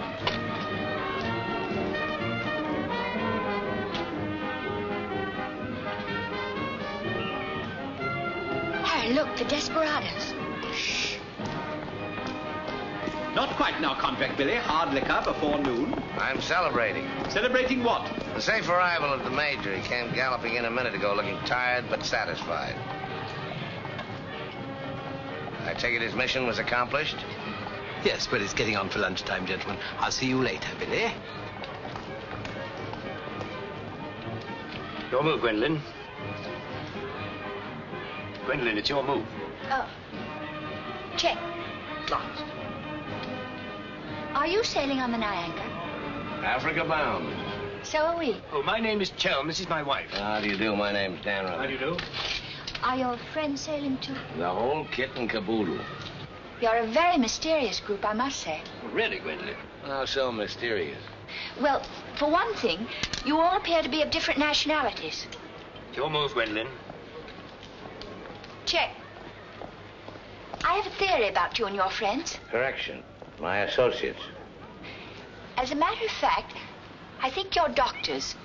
Evil ones, I mean. You're going to the heart of the jungle where human life is cheap to perform ghastly experiments which require the sacrifice of thousands on the altar of science. You must excuse my wife. She has a very lively imagination. Checkmate. I don't know how you expect me to play a decent game when you keep talking all the time. Harry's been all out of sorts today. Usually he's a wonderful loser. Good morning, Mr. Dannreuther. I bring you the captain's compliments, along with the sad news that the sailing of the SS Nyanga has been postponed. Now, look here. This boat is definitely, most definitely scheduled to sail at 2400 hours. Scheduled, Mr. Chelm, but not, I fear, destined to do so. The fellow gone, or is the captain drunk? Oh, of course the captain is drunk. But the real trouble is with the oil pump. Well, it's not good enough. Simply not good enough. Quite right, sir. But you're putting it too mildly. The present oil pump is no good at all. Well, how much delay does this mean? Oh, to locate, bargain for, purchase, and install a new one will require, I should say, more than a day, less than a fortnight. Utter, hopeless inefficiency. Probably it isn't the oil pump at all. Just making it an excuse to hang about and pick up extra cargo. Guns or opium? I wouldn't be surprised if she turns out to be a smuggler. What a miserable place to be stuck in. Squalid, fifth-rate port. Ever been in Forteventura before? No, I don't know this part of the world at all. Oh, I thought not. Otherwise, you wouldn't be so upset about staying. Magnificent country. Ruins to visit by moonlight, fine stretch of beach. Back there in the hills, one of the few spots left in the world where you can get decent food and drink. It's called the Blue Pavilion. I insist you give me the pleasure of having dinner with us tonight. Well, that's awfully kind of you, but... Us? You and your associates? And my wife and me. The committee? Oh, Mr. Chelm, I want you to meet a friend of mine. This is the Galloping Major. The committee wants you to toddle round. Okay. Right away. I'll be along. Better toddle. I said I'd be along. They don't like to be kept waiting. I'll lay on a car. We'll meet in front of the hotel at 6. Arrivederci. Dannreuther. An American, I suppose. Anyway, I quite like him. Time.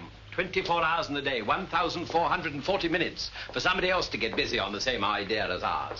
We ought to have got a plane and flown out, as I said from the start. You remember I said it, O'Hara? My name is not O'Hara. It is O'Hara. You hear? Mr. O'Hara. Yes, Mr. O'Hara. But you remember I said it? I said we ought to take a plane. Time. What is time? Swiss manufactured, French hoarded, Italians squandered, Americans say it is money, Hindus say it does not exist. You know what I say? I say time is a crook. If we took a plane, we'd be there inside 15 hours instead of who knows where. I don't want any more talk about flying. The sky is for the birds. My feet on the ground, both of them. Come in, Billy boy. What's all the fuss about? No fuss, Billy. We're merely wondering what course to pursue in view of this unfortunate delay. Join the peasants in their revels. Go to church. Write your memoirs. Very funny. I like an associate of mine to have a sense of humor. Good laugh does more for the stomach muscles than 5-minute setting up exercises. And now that we've had our moment of fun, and all the better for it, let's get back to the question.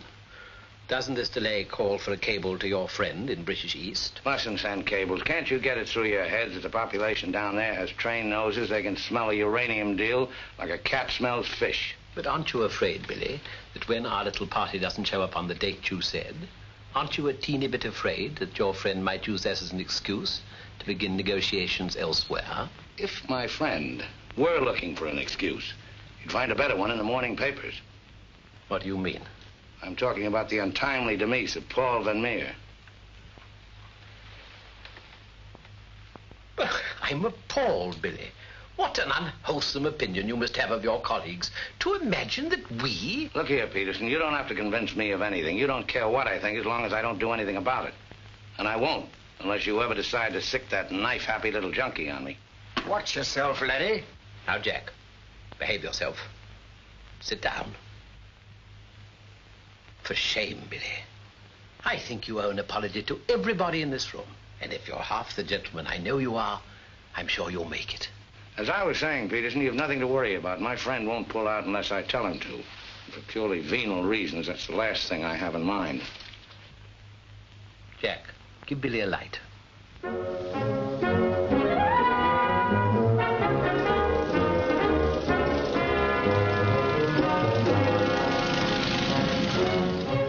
wonderful car. It looks as if it had won the Grand Prix d'Elegance many years ago. Oh, it did. It was built for Oraposo. You know, the bullfighter. He had it made this way so he could stand up and take bows.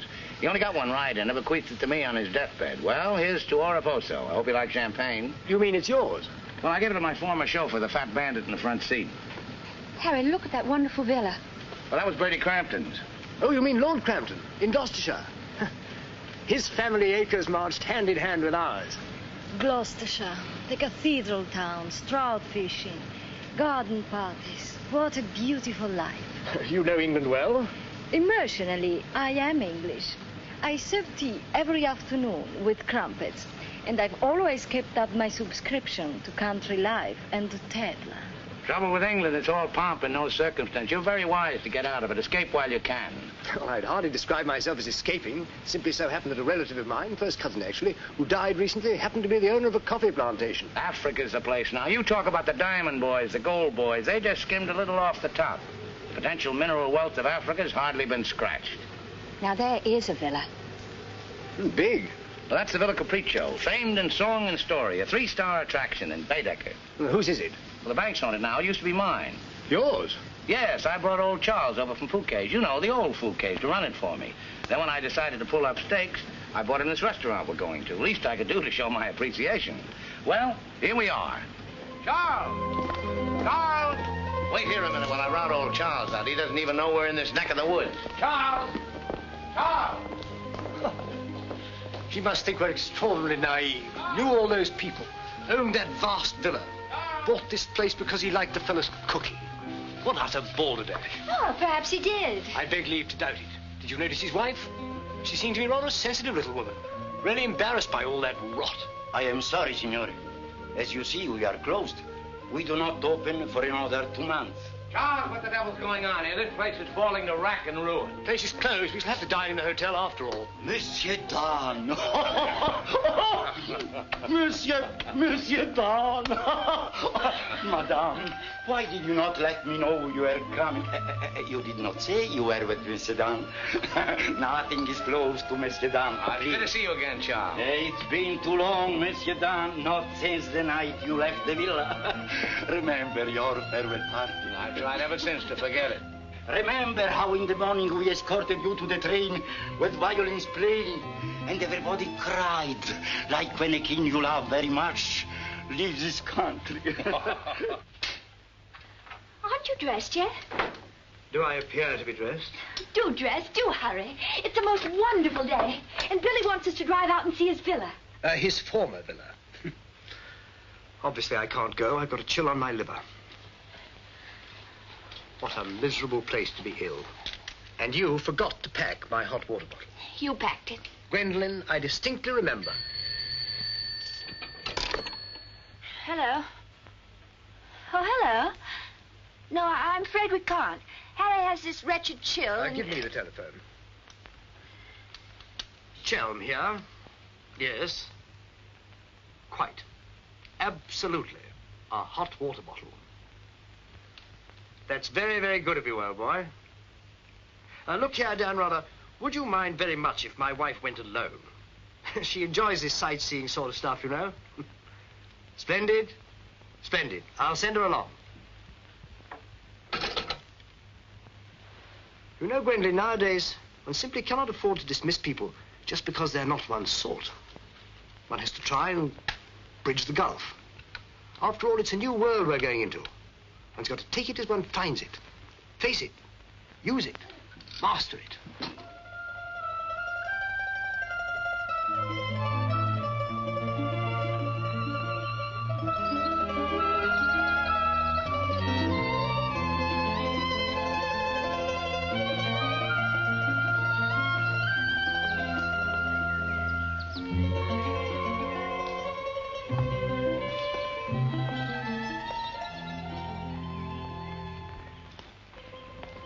You know, I've seen Americans on the street and in the cinema, of course, but I've never talked to one before.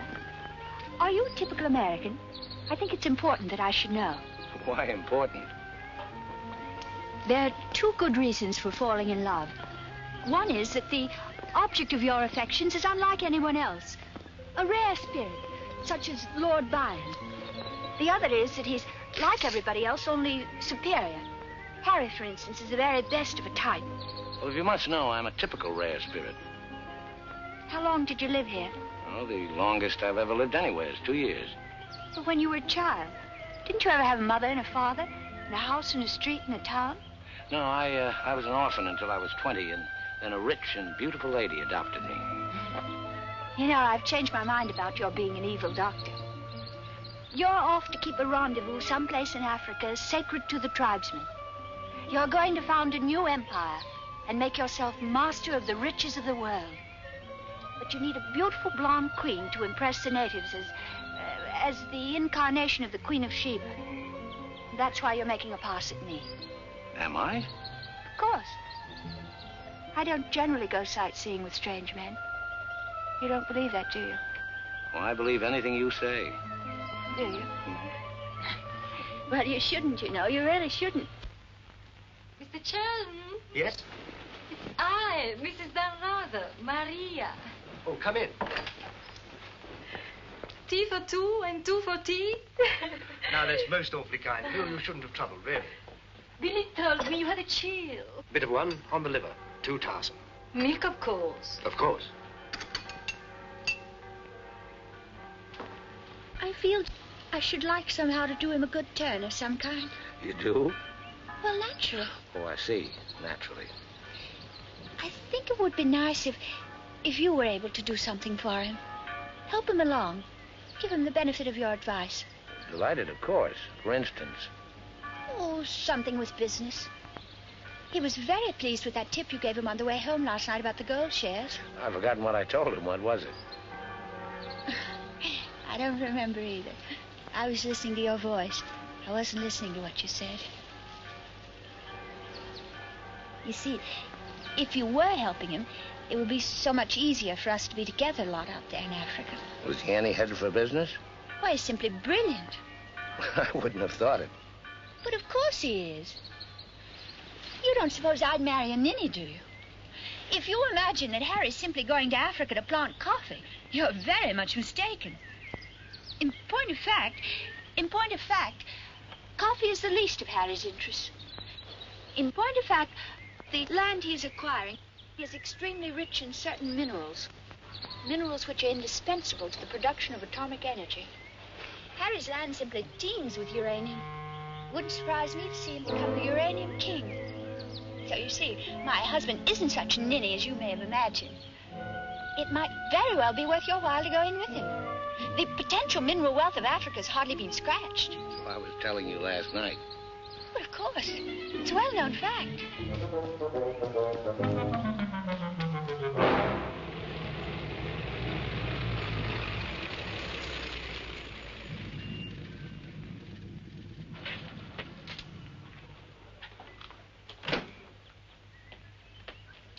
Billy boy. Had a happy day? Very. I'm so glad. What an attractive woman Mrs. Chelm is. Is that what you called me over to tell me? Who are the Chelms? They're English, going out to British East. They have a coffee plantation. Any money in coffee? No, but there's a type of Englishman goes off to coffee plantations without caring whether there's any money in it or not. Relatives leave them coffee plantations and they go out to them. But why this sudden interest in the Chelm? I just like to know who's making friends with my friends. Well, now you know.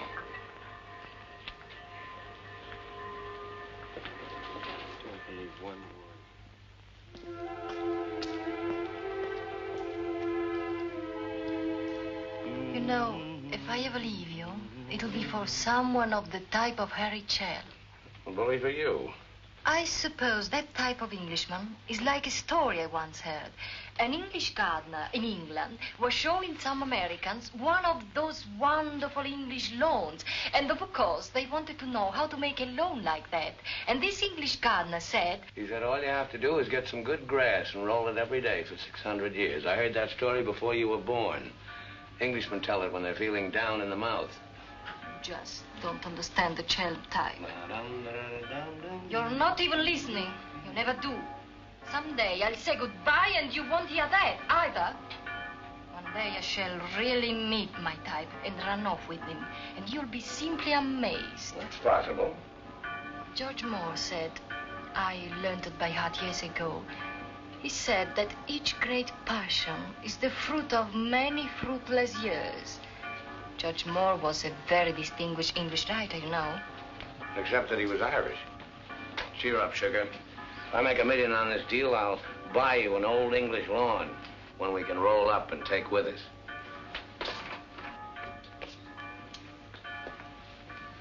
Billy, good morning. What's our wide-eyed Irish leprechaun doing outside my door? Why do you always make jokes about my name, huh? In Chile, the name of O'Hara is a tip-top name. Many Germans in Chile have become to be called O'Hara. Good morning, Mr. O'Hara. Madame, my respects. Perhaps Mr. O'Hara would like something to drink? Yes, maybe perhaps a little whiskey, huh? Very weak, please. What's this visit in honor of? Oh, just wanted to have a little talk with you. Okay, but make it fast. Fast? I give you my word, Billy. I give you my word. I feel to you like an older brother.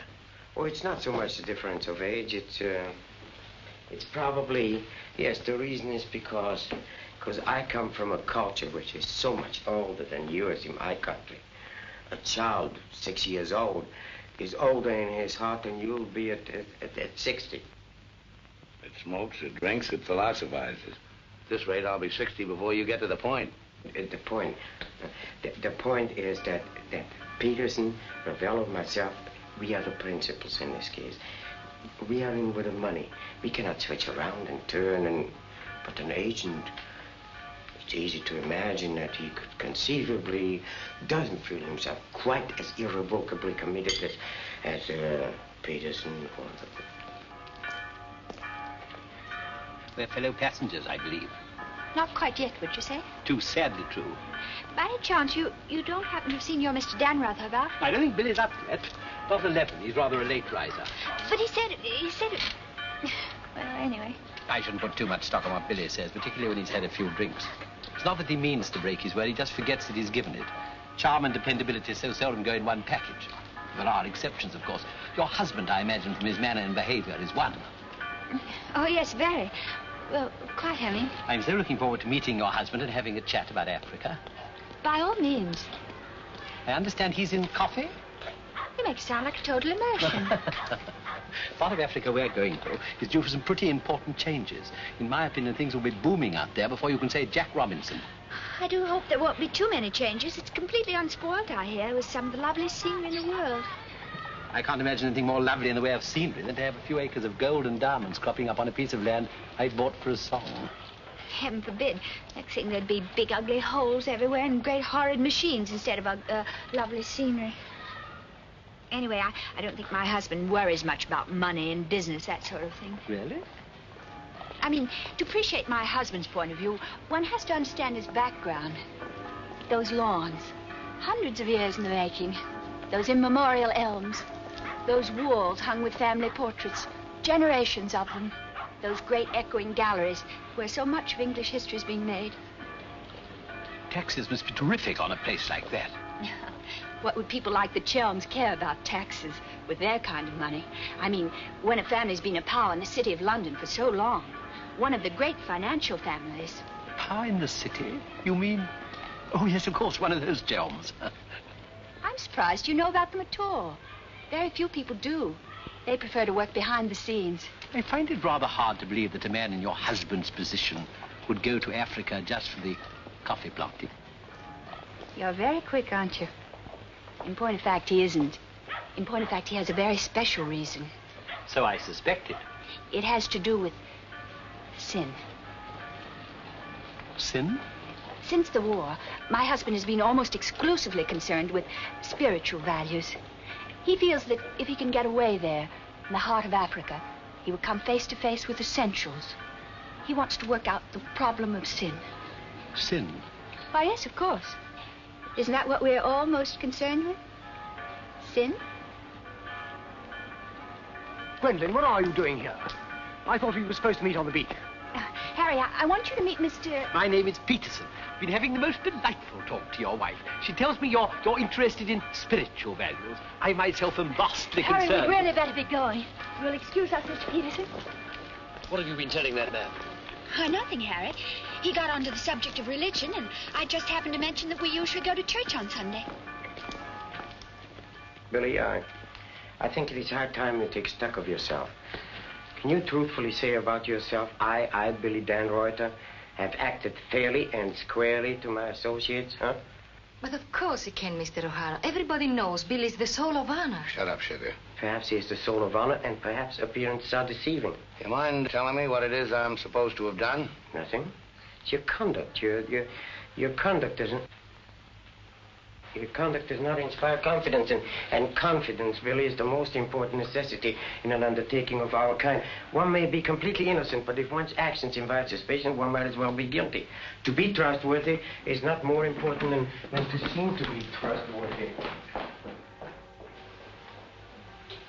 Billy, have you done something you shouldn't have?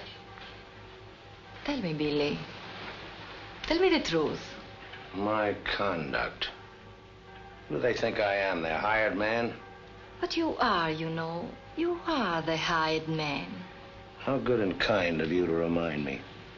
How good, how true, how kind.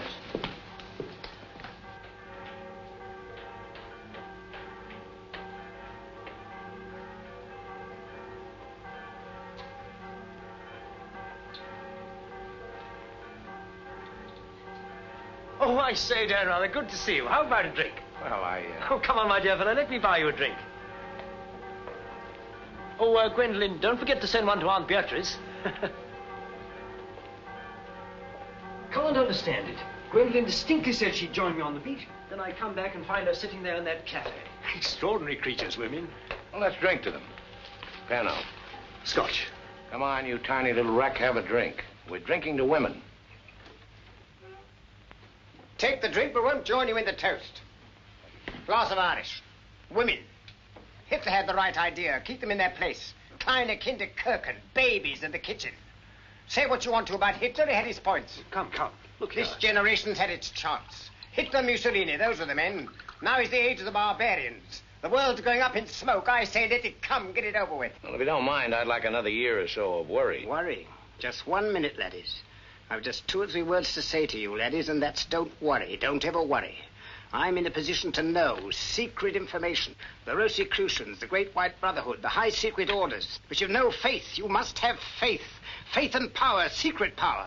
Men who guard the trust from the deepest insides of the whatchamacallit. Mystic rulers, all one club, chained together by one purpose, one idea. Mankind's champions. Follow me, Billy? Oh, why, of course. This generation's had its chance. Hitler, Mussolini. I can't stand here and permit you... Are you interrupting me? Relax, Jack. Have another drink. I simply want to state that things don't happen to be what certain people imagine. An officer may find himself strapped for money, and he may undertake certain things which in other circumstances, no, absolutely no. Absolutely. I mean, absolutely no. In the old days, I should have simply told people of your ilk to buy their own drinks. Poor old Jack. I'll teach you. I'll teach you to insult an ex-officer of the Indian Army. Well, are you yellow? The bar. You're Major Ross? Right. Ross here. Right. Right again. Come along, the committee. Saved by the bell. I've never heard such rot in my life. Sin. Oh, sin. All I could do was to keep a straight face. No, I'm certain of it now. These are 2 very clever and dangerous antagonists. Sit here and help me close. But how could they possibly know what we're up to? Great interests like the Chelms have ways and means. Yes, and I'm convinced they're out to get us even before we get started. We must get ahead of them. Time has entered the picture in a new way. Never forget the time factor, gentlemen. It always enters the picture in the end. I'm sending a cable to London. I want full information on those Chelm interests. British Africa, too. Check up on his interest there. Every time the plane lands, I'll try and reach you by telephone. Keep me informed of the latest development. Dannreuther, that lying, swinish, rum-swilling double-crosser. What pleasure it would give. No, you can't at the moment. We need him. Right now, we need that swinish, lying double... Did I hear my name? Rub-a-dub-dub. 3 men in a tub. Tub? Oh. Been a change of plan, Billy boy. You and I leaving for Africa. How's that? You and I are flying to Africa by the next plane. Oh, what's happened, Peters? Must be something important to get you on a plane. Perfectly simple, Billy boy. The trouble with the oil pump and the general uncertainty about when the Nyanga will sail forces me to sacrifice my personal comfort. I prefer to fly rather than run the risk of arriving too late. Well, there's also such a thing as arriving too early.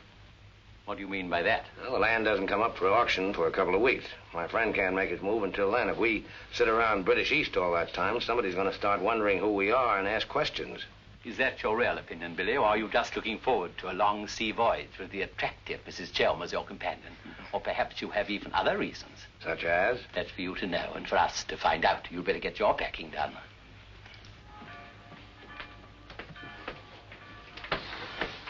Billy? Where are you going? Off to Africa, flying. Just like that?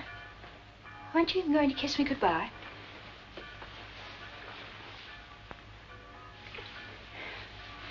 I wish. Don't say it. What? That you wish we'd never met. You'll be coming on the boat, and in Africa we'll get together and... I think I hate you. Letting those revolting men order you about. Don't deny it. I've watched them. They treat you like a servant. They say, hop it, and off you hop. I know what it is. They have a hold on you. Some black secret that could ruin you. What makes you think that? No, it happens all the time. My old Spanish nurse told me that half the people in the world would be ruined at once if everyone told what they knew. But couldn't you have them done away with?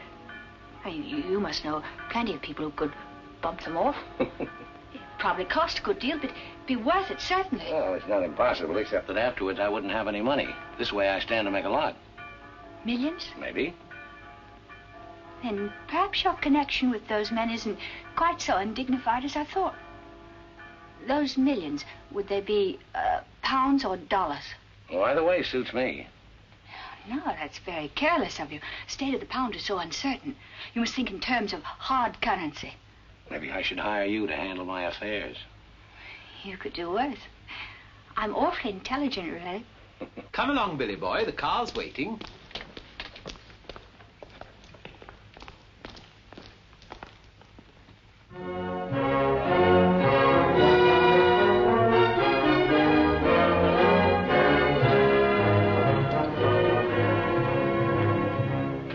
Get faster than this, we'll miss the plane. Press on! Press on!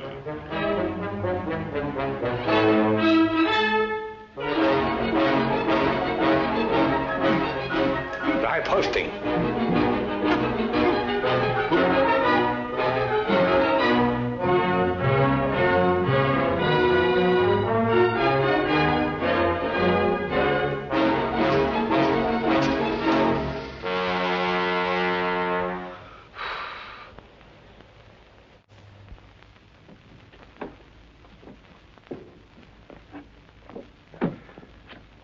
Bisogna spingere. Push, push. Come on. 1, 2,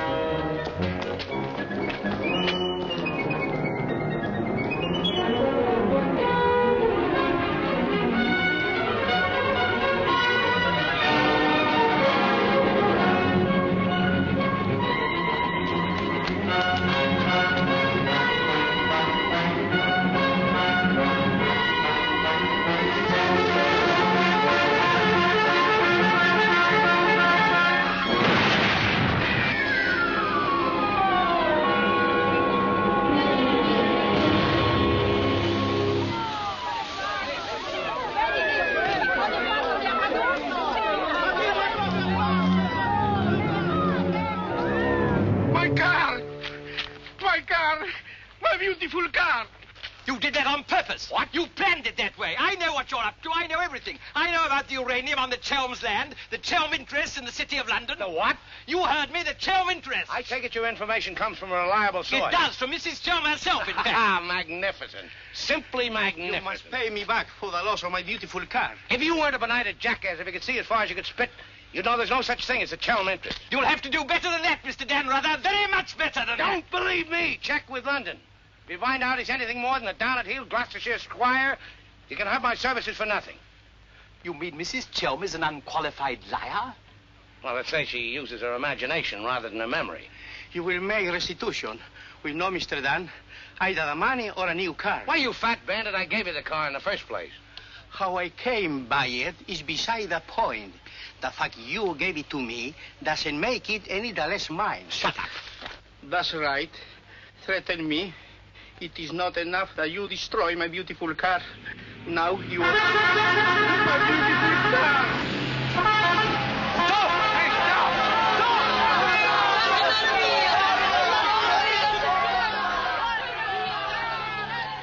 stop! More than anything, I want Billy to make a grand success out there. Well, as you care so much about money, I should have thought you would have left Billy for some rich man. I shouldn't think Billy would mind, really. I mean, neither of you are in love or anything. You are a strange girl. Of course I love Billy. Actually, I adore him. And Billy loves me very, very much. That's why I trust him with his little unimportant amours. And what does he say about yours? But, darling, all husbands like their wives to seem attractive to other men. Be sure you explain that to Harry. I'm going back to the hotel.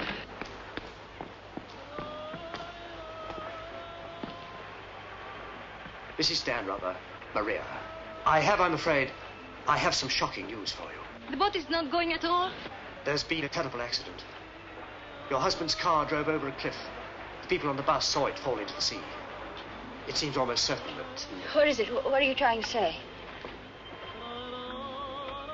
He's saying that Billy is dead.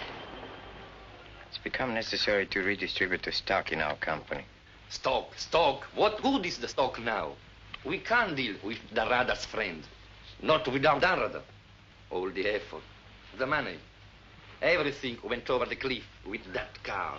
Ravello, you forget the English are very sentimental people. I tell you, there is nothing that Billy's friend will not do for his widow, and in black, she's a very touching figure. Poor Maria, you really have had a wretched time of it. You are very understanding. If only there was something I could do. Just now, if you could bring me an aspirin. I have a headache. Don't move. Just you wait there. I'll be back in a moment. Mussolini, Hitler, and now Peterson. A great man, a great loss. I'm going upstairs and reading my Bible. Why all the clothes? Maria has a headache. What's the matter with you? Go away. My dear girl, I'm as sorry about Dannreuther as you are. But after all, it isn't as if he was one of our oldest friends. I was in love with him. He was a very pleasant acquaintance. What did you say? I was in love with him. Really, darling, have you no control over your romantic fantasies? I loved it. Can't you hear me? I love you. Oh, rot. You're just dramatizing again. By George, you were right, after all. I did pet it. Oh, what shall I do? I feel so I were drowning. He's dead. He's dead, and I'm left in a fool like you. I tell you what to do. Have a bit of shut-eye. You'll wake up in an hour feeling your old self again. And there'll be no more silly stories about falling for a middle-aged roustabout. So? Oh, please go away. I'll just take these to Maria.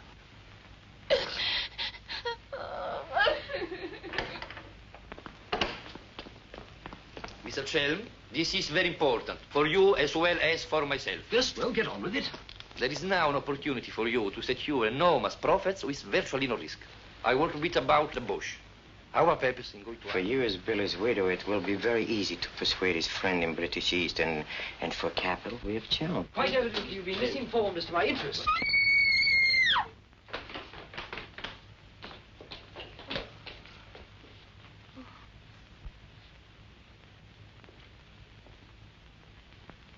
What's the matter with all of you? Somebody dead? Carl, it went over a cliff. We thought you'd both been killed. Dannreuther, I'm delighted to see you're alive, but your wife is in a fainting condition. You mean you're not dead at all? Obviously, I'm not dead. I knew you weren't dead. I knew it. I counted 13 backwards 13 times. My old Spanish nurse said if you did that, a miracle would happen. And you see it has. Ladies and gentlemen, I bring you the glad tidings. The captain is sober, and the SS Nyanga will sail at midnight.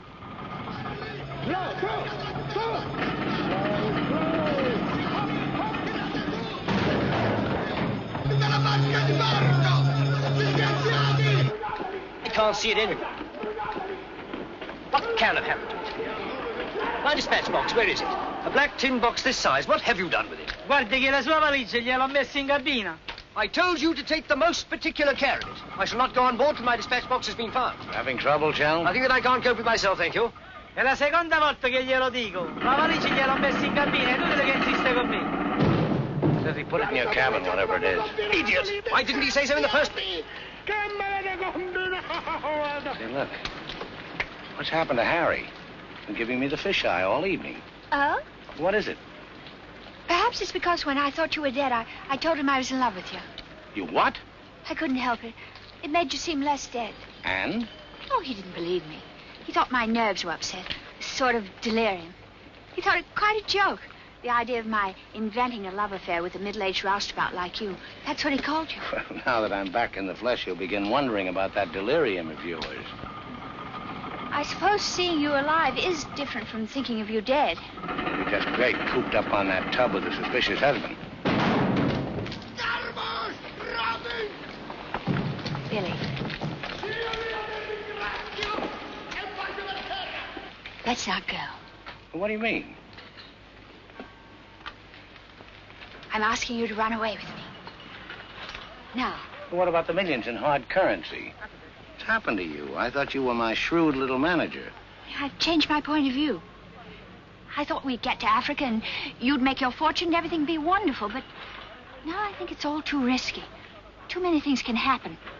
I want us to cut and run for it right now. You really mean that? With all my heart. Oh, no, that's impossible. Why? Well, for one thing, Mrs. Dannreuther might not go for the idea. She's not quite as sophisticated as you are. Please, Billy, listen to me. I've thought it all out. We'll take the bus and catch an express for somewhere. The shot's not on the table. You're not in love the way I am.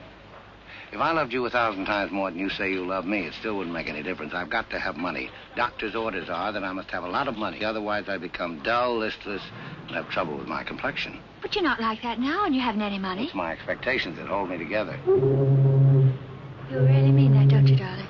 Sure, I mean it. And your main reason for wanting lots of money is so that you'll be ever so attractive and I'll love you more and more. That's right, baby. I'll help you, Billy. I can, too. I'm something of a witch. My old Spanish nurse said I could have been professional. Don't look now, but they're raising the gangway.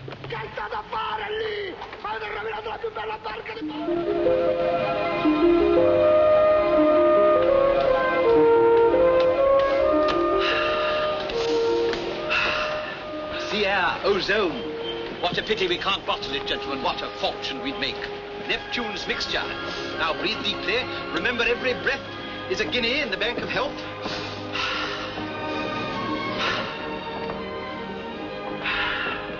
Good morning, Chel. Why, that's good. Very good indeed. I didn't know you were an artist, Mrs. Dannreuther. I'd hardly call myself that. I only dabble. The nose is not enough long. The ears are too small. Only has one eye. Now, come along, gentlemen. We must not dawdle. Blow them down, bully, blow them down. Blow, blow, blow them down. Blow them down, baby, blow them down. Good morning, Mrs. Chelm. Let's hope she breaks her neck. Blow them down, bully, blow them down. Blow them down, bully, blow them down. Blow, blow, blow them down. Blow them down, bully, blow them down. Give me is some time to blow them down. Mr. Peterson? Mr. Peterson? Radiogram.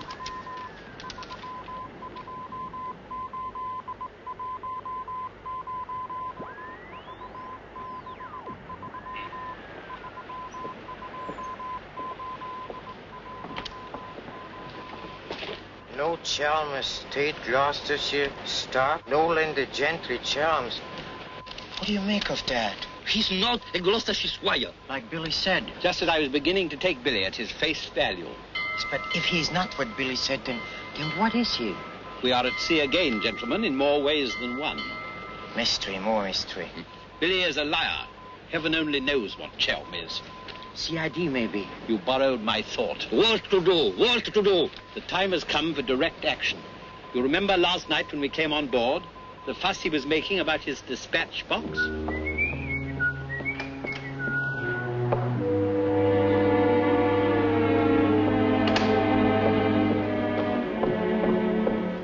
I love colors. Working with them is an endless puzzle. Your face, for instance. 10 minutes ago, it was all brown and pink. Now the light is changed and is chalky white. What? Tinged with green. Green? It must be getting rough.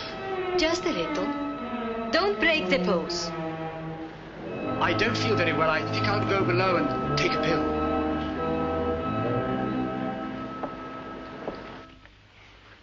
It's incredible. Harry Chelm is just Harry Chelm. nothing, nobody, a ruddy refugee from Earl's Court. With a hold on bottle. Look. And the letter of introduction to the secretary of the governor. The secretary, mind you. Disgusting. Purser! My box! Beat up and down, isn't it, sir? It's gone. Oh, yes, indeed. Major Ross took it. I saw him sneak it out of your cabin. I like to keep my eye on what goes on aboard the ship. Where did he take it? I believe Mr. Peterson's cabin. In fact, I'm sure.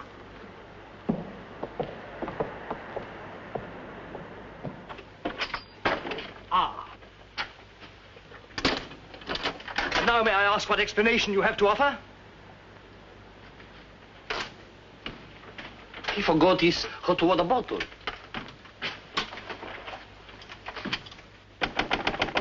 Billy. Come in. Billy, have you heard what's happened? I've seen the paper in days. It's not funny.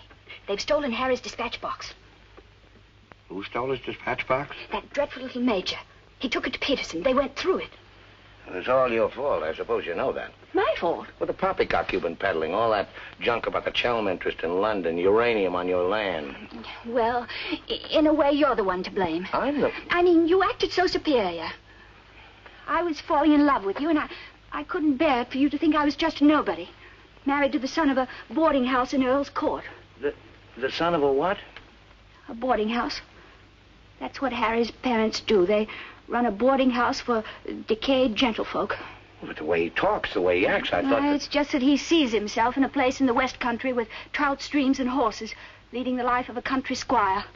It's not his fault if people take it for granted that he has a place like that. He's never once said that he had. Well, country gent, son of a boarding house or whatever he is, I suppose I'd better get his box back. Oh, he got it back himself. Well, then there's no harm done. Except that Harry's gone to the captain. He's going to have them put in irons. He is what? He says that's what they did in the Royal Marines. Look here, Skipper, there's a perfectly simple explanation for all this. I happen to own a dispatch box which is very similar to Mr. Chelm's. When I didn't find it in my cabin, I asked Major Ross to see if it had been stowed away somewhere else by mistake. The Major found what he thought was my box in the saloon with some other luggage. The box has been in my cabin ever since we sailed, under the berth. As soon as I saw the box, of course, I realized at once that it wasn't mine. I simply opened it to find out to whom it belonged so that I could return it to its rightful owner. I can't conceive why this gentleman should imagine I should be interested in a box containing patent medicines. I'm not a hypochondriac. Purser, tell the captain exactly what you told me about the box. Why, sir, you asked me whether I'd seen it, and I said it might be the one I'd seen being carried along the passage by Major Ross. You distinctly told me that you'd seen it being taken from my cabin. Oh, you must have misunderstood. You were rather ill at the time, if you remember, sir. That's all, Purser. He's been bribed. He's in league with these criminals. Just a case of a misunderstanding. That's how I look at it. Now, what about a little cognac? To wash away any ill feeling. I don't care for a drink. And let me assure you that this matter is far from settled. While rifling through my personal effects, I feel certain that you must have noticed I had a letter of introduction to the Secretary of the Governor. I suspect he'll be much more interested in what I have to say than this gin-soaked so-called ship's captain. You mind your tongue. Anyone else? The other one I put in hands. As far as I'm concerned, this is a close incident.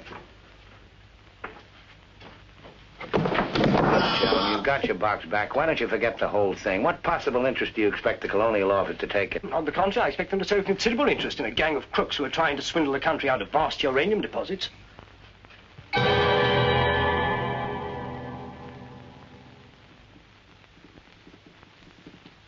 Just one moment, sir. What leads you to believe? This gentleman obviously hasn't seen fit to inform you that during your supposed demise, he attempted to lure me into your nefarious venture. Unfortunately for you, he acquainted me with all the pertinent facts. Facts which I intend to communicate to the proper authority at the very earliest opportunity. I thought you were dead. That's what they told me. Everyone told me you were dead. And if you were dead, we head to a fresh capital. Didn't we? You, Ravello, my own partner, sneak up behind my back and try to cheat me. The milk's spilt. It's no good crying over it. Get after him, Billy. Calm him down, talk to him, see if you can't get him to change his attitude. I'll try, but I don't think it'll do any good. I don't know why we have to worry about Chelm's attitude. Talk's no good. Conversation never convinced anybody. I say put an end to words. Shut up, Jack. Time factor has entered the picture again. This time, fortunately, it's working on our side. 2 weeks before we reach port. That should be plenty of time to convince our friend, Chelm. I beg you, please end all this trouble. If things go on, either you will be done away with before we ever get to Africa, or you will leave and denounce Peterson to the authorities, and that will be the ruin of all my plans and hopes. In the long run, you'll do much better to get clear of these people. They're thoroughly undesirable. The long run. I'm tired of the long run. I am not even thinking about them or about myself. It's only you that concerns me, Harry. No need to worry about me. Ever since I met you, you fill my thinking. You are becoming an obsession. Don't you understand, Harry? I am deeply in love. Maria. My dear.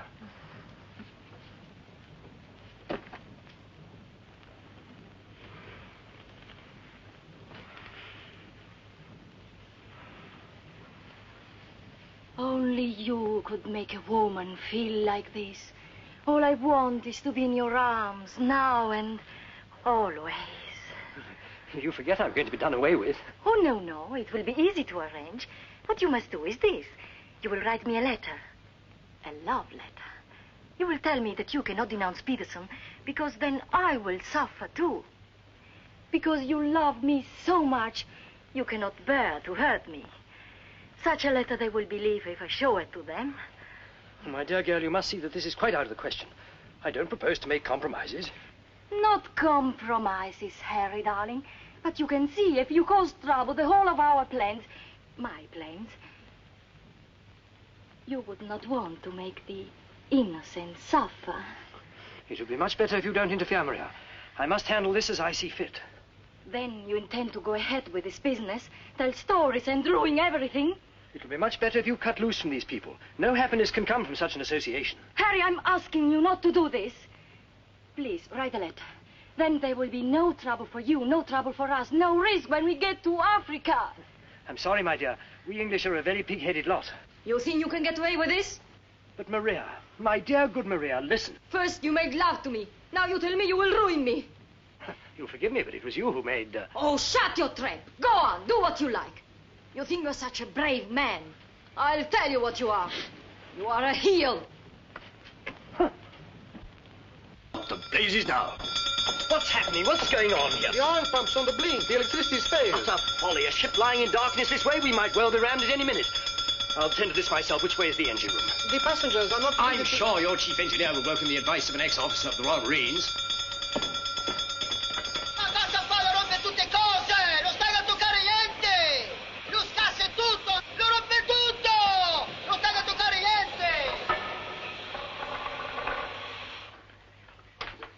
Look here, you fool. Are we simply abandoned to our fate? I insist on something being done. For instance? Well, give out the lifebelts. Organize the boat drill. The clientele are requested to remain calm. To remain calm? Does the captain feel no sense of responsibility for the lives of his passengers? It's my opinion that the captain doesn't feel much of anything at the moment. Do you mean to say he's drunk?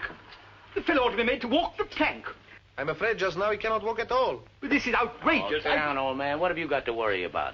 We're only adrift in an open sea with a drunken captain and engine that's liable to explode at any moment. Perfectly ordinary situation. Happens every day. But just in case any of you are still at all anxious, let it be known that Mr. Chelm has taken charge in the engine room. Who's taken charge? Harry, and he'll foozle it for sure. Shall I get out the hymn books? Your husband claims to have learned all about engines and such things when he was an officer in the Royal Marines. If he ever was. In point of fact, not only was he an officer, but he once won a medal for jumping into a sea of fire to rescue someone. It's only a bit of wreckage, not a man, but that wasn't Harry's fault. Just a slight error in judgment. Oh, the lights, they come on. He must have fixed it. Impossible. The engines are turning. We are underway. I still say it's impossible. Ladies and gentlemen, may I have your attention for a moment? I'm happy to inform you that the oil pump is now in perfect working condition. Putting it right was no great accomplishment for anyone with the slightest mechanical bent. Anyhow, we may now proceed without further delay and in absolute safety. Oh, Harry, you foozled it. Afraid you wrecked my ship! Where is your terror? Forward, please. Captain wants to see you. There you are. You devil! You wrecked my beautiful ship! Nothing of the sort. Some scallywag down there sabotaged my work out of pure malice. You explode my engine! Keep your head quiet. Let's all behave like little gentlemen. Stay out of this, Dan, mother. I can handle the brute. What happens now? Do we get the life belts? Do we abandon the ship? There's no immediate danger. The passengers will please to return to the saloon. We're heading for the nearest port, and there seems to be some chance of our making it. Let's go. Come along. Now, who was last down? Last. Billy, boy, be a good fellow and make a fourth at bridge. The Major has no head for cards. A few rubbers will soothe all our nerves. Oh, thank you. I'll soothe mine with a double scotch. In fact, I think I'll make it a triple. No ice, no water. Right, sir. How about you, dear Mrs. Dannreuther? Little bridge? Oh, so sorry. I have the most fearful headache. I think I'll go to my cabin. Oh, what a shame. Well, boys, we'll have to make it cutthroat. What about Harry here? Maybe he'll take a hand. That, under the circumstances, is a most unsuitable suggestion. Gwendolyn, I must ask you to either move to another table or else leave the saloon. Harry, for heaven's sake. I don't care for my wife to associate with an associate of criminals. Don't be absurd. Billy's not a criminal. He's the best friend we have on this boat. We're not in need of such friends. You need any friends you can get. The only thing standing between you and a watery grave is your wits. That's not my idea of adequate protection. Purser, how much longer before this ship reaches port? If we ever do get to port, it should be within 14 or 15 hours. That's a long time. Sit down, make yourself comfortable, have a drink. Enjoy the Major's piano recital. Come on, Peterson, buy us a drink. I'm afraid I can't accept hospitality from persons who I intend in a few hours' time to denounce in a place of justice. 2 spades. I admire your sang-froid, Mr. Peterson. Or perhaps you don't think I'm serious. We shall see. Street clubs. Gwendolyn, are you going to do as I say? Not when you speak to me in that tone. Not when you try to order me about. In that case? Where are you going? On deck, where the air is less polluted.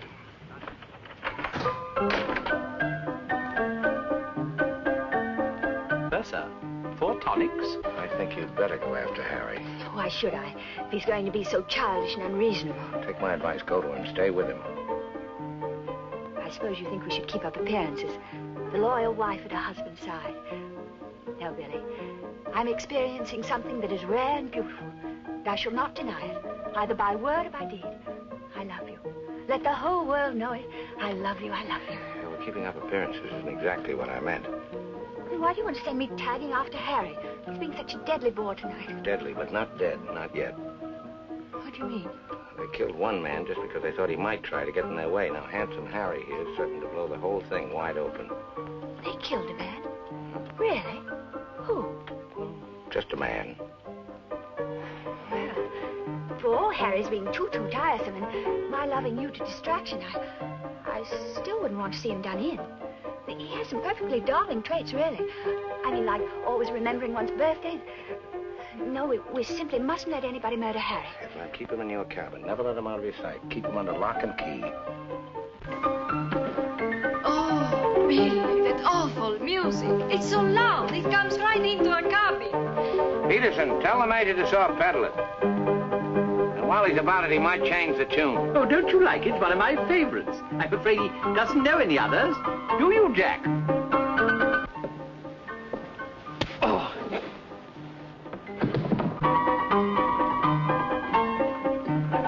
Major!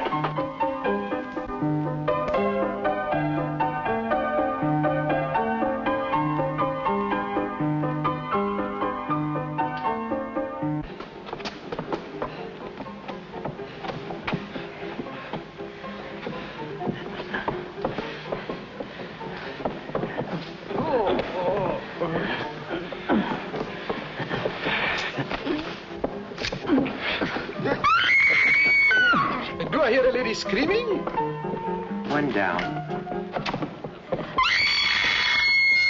Captain! Captain!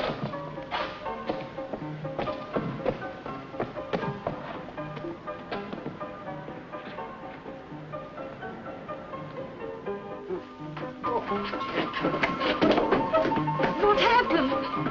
Oh, Billy, all that screaming. I thought someone had been killed. Someone nearly was. Indeed, they were. Look at the major. Better get a new act, Peterson. The curtain's going down on this one. Every time I turn my back, someone makes trouble. The passengers break the engine, they beat each other with the feet, they throw each other overboard. That man attacked me. How you? You again! If I struck him, it was in self-defense. He came sneaking up behind me and tried to run me through with his sword. Is that true? Well... It's no use, Billy. My trying to protect Harry any further. I may as well tell the whole truth. Captain, it grieves me to confess this, but in point of fact, my husband has an illness of the mind. The medical word for it is paranoia. On occasion, he displays homicidal tendencies. The psychiatrists say it's because he believes people are plotting against him, and so he strikes back and tries to kill them. Gwendolyn, for heaven's sake, woman, what's the meaning of this treachery? Believe it or not, Harry, I'm doing it for your own good. He knows. He saved my life. He'll tell the truth. I wouldn't contradict the lady. You wrecked my ship! You tried to kill the passengers! But I'm not a safe person on this ship. That's why you're against me. Let me go. I'll kill the lot of you. I warn you, Captain. When I tell you... Poor Harry. It's awfully sad. We've tried everything to cure him. Take your hooligans off. How dare you lay hands on me? You hooligans! I'll have you put in irons. You'll be the ones in irons. Good, good. We'll have no trouble from you. Scum! Mongrels! I'll bring you to book! Every one of you! Every man jack of you! After all, it was the only solution. Harry's safely locked in his cabin, where those beastly men can't do him any harm.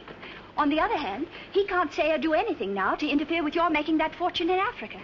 I mean, the authorities would hardly listen to the ravings of a lunatic, would they? Well, they won't even let him off the boat.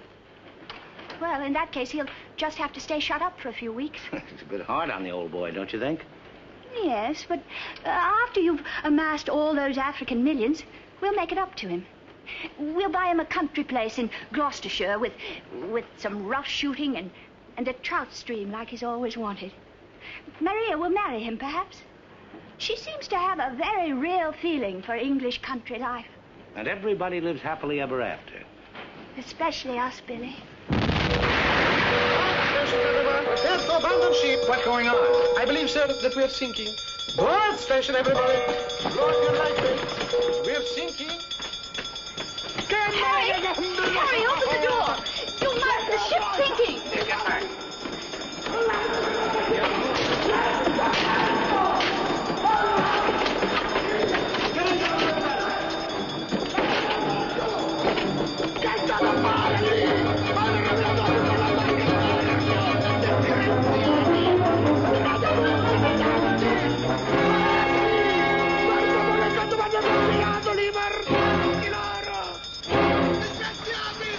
Tirate su! Nadie andante!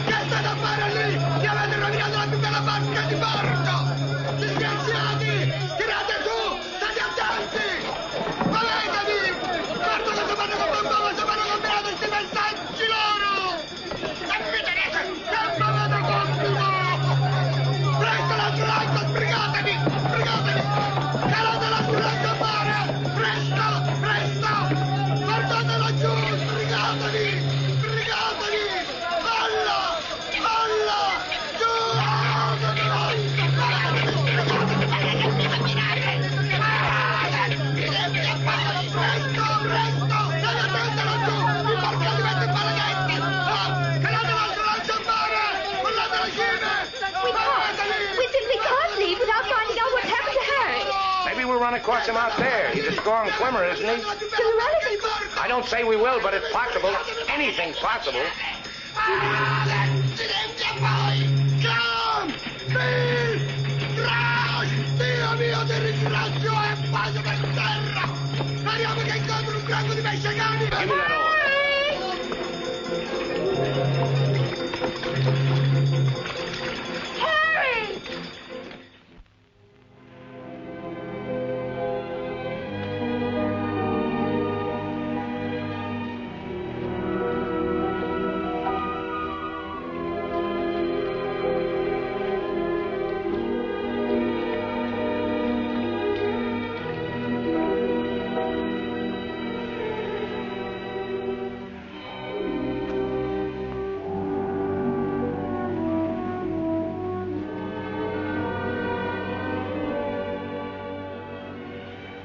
Where do you suppose we are? Africa. What part of Africa? Yes, that's important. What part? Not a bad place to land. No customs, no forms to fill out. Tell us at once where we are. It's important I know. You mean to say there are parts of the Dark Continent where you won't be received like the prodigal son? Alio. What's that? Alio.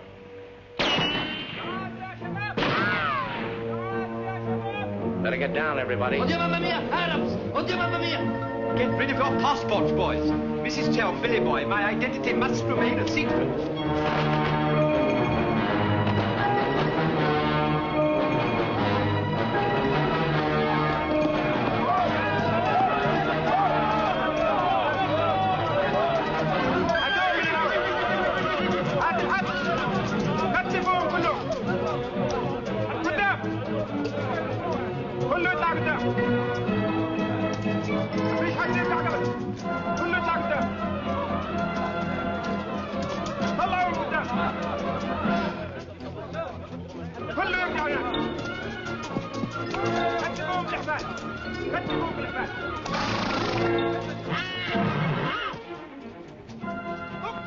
Alio, what's that? It was a company that sold arms to the Arab legions. Wait a minute, that rings a bell. Some of the equipment we sold them was defective. Been too long under the water in the Gulf of Leyte. The Arabs claim they lost the war because of rusty guns and dud ammunition. For heaven's sake, be quiet. If you go on like that, I'll see you drawn and quartered.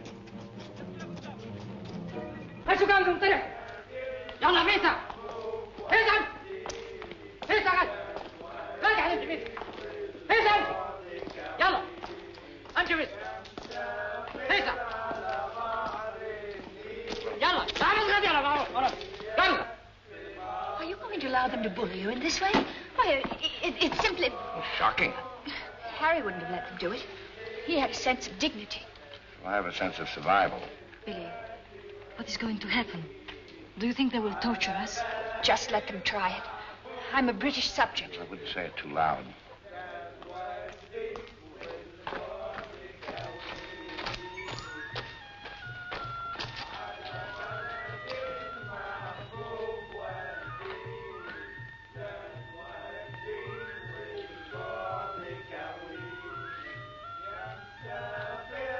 we shipwreck.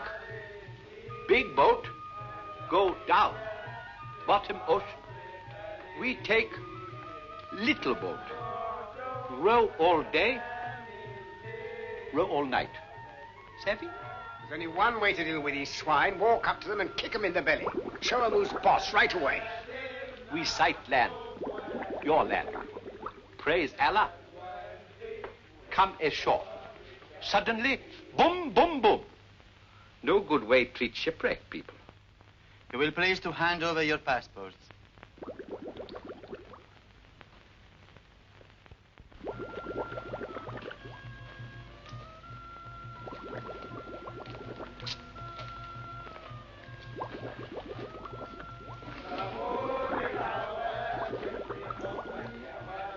There seem to be 4 missing. Will those who have not handed over their passports hold up their hands?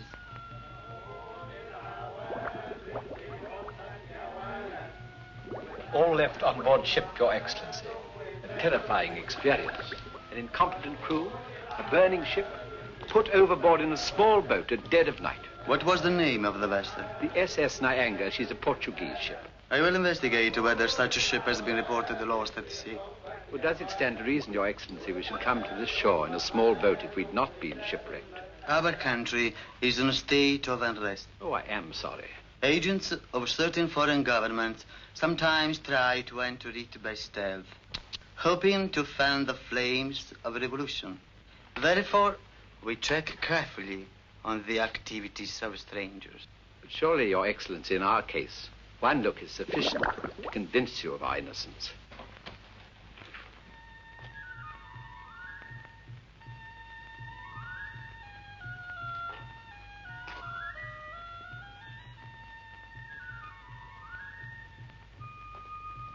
No. One look is not enough.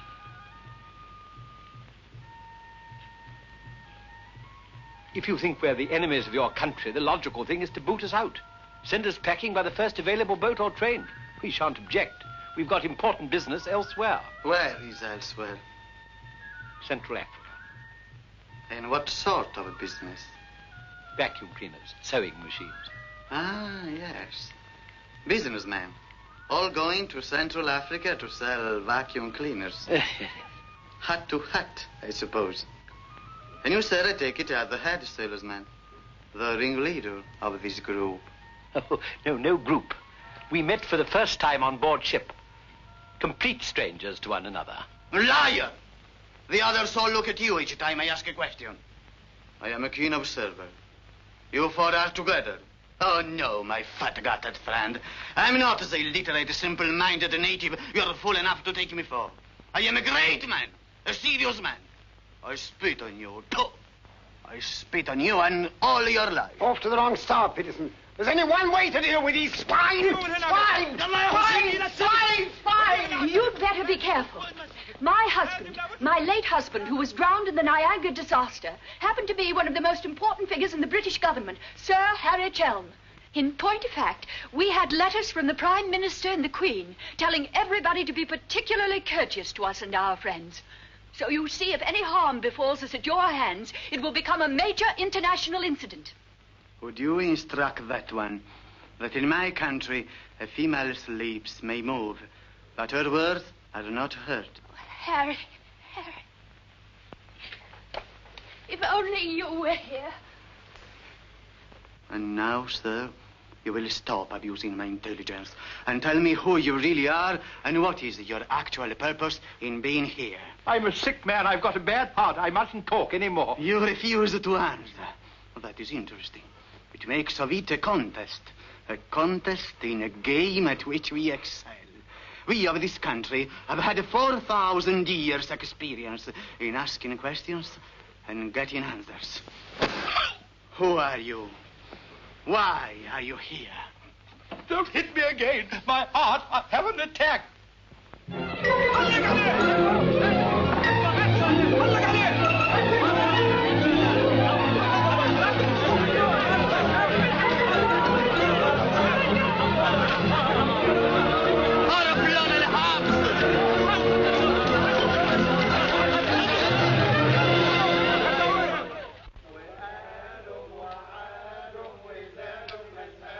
Billy's led a thoroughly decadent life.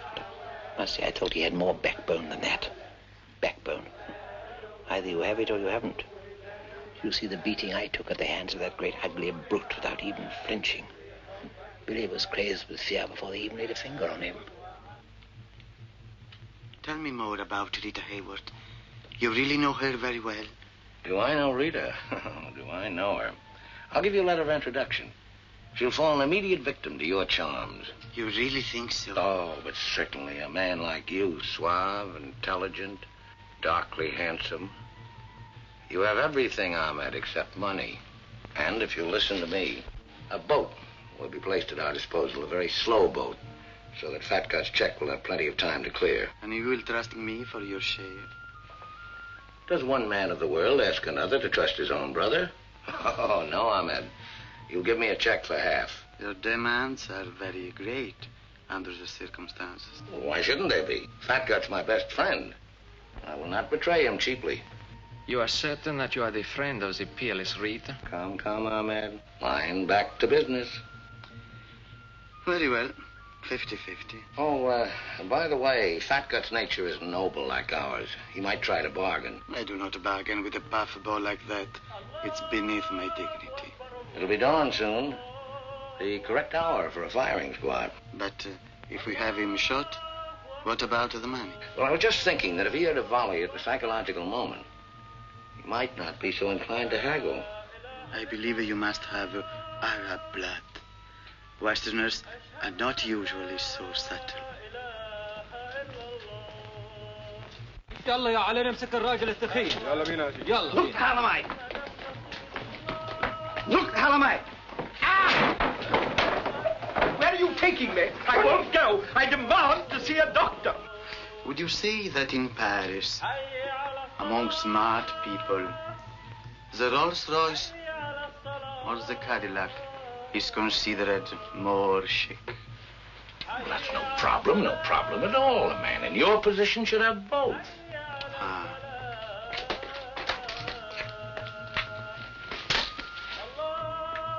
Mr. Dannreuther, I believe, would like a word with you. Billy. Sit down, Peterson.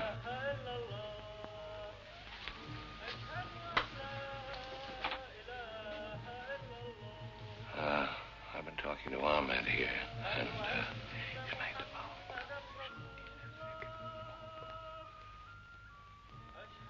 It's blackmail. I can't pay.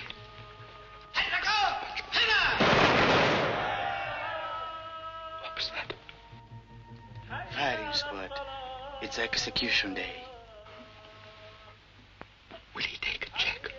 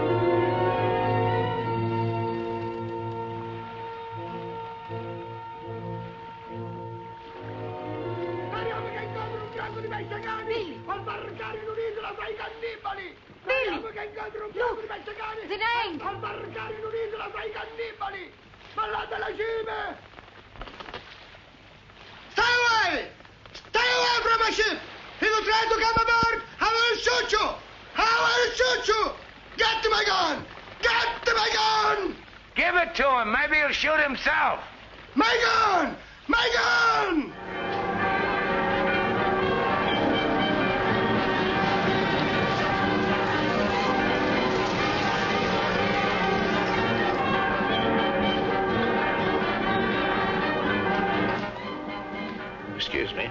Are you Mr. William Dannreuther? That's right. I'd like to ask you a few questions, if I may. Oh, I'm sorry, not now. Forgive me, but it's rather important. Yes, it always is. I was a newspaper man myself once. Very well, you might quote me as saying that everybody was heroic except Mr. Dannreuther, who ate all our boots.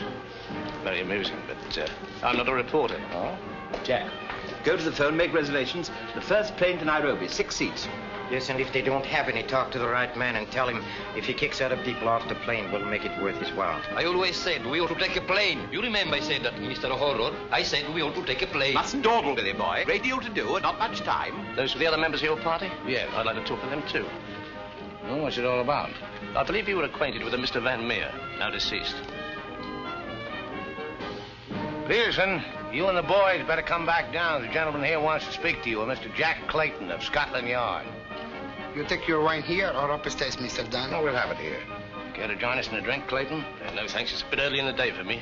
I read somewhere that a Scotland Yard man never accepts a drink from anyone he intends to arrest. Is that true, Mr. Clayton? Quite so. Mrs. Dannreuther? No, I'm Mrs. Chelm. This is Mrs. Dannreuther. No, how do you do? Well, I wouldn't dream of alarming you lovely ladies, so perhaps I'll have a glass of bubbly after all.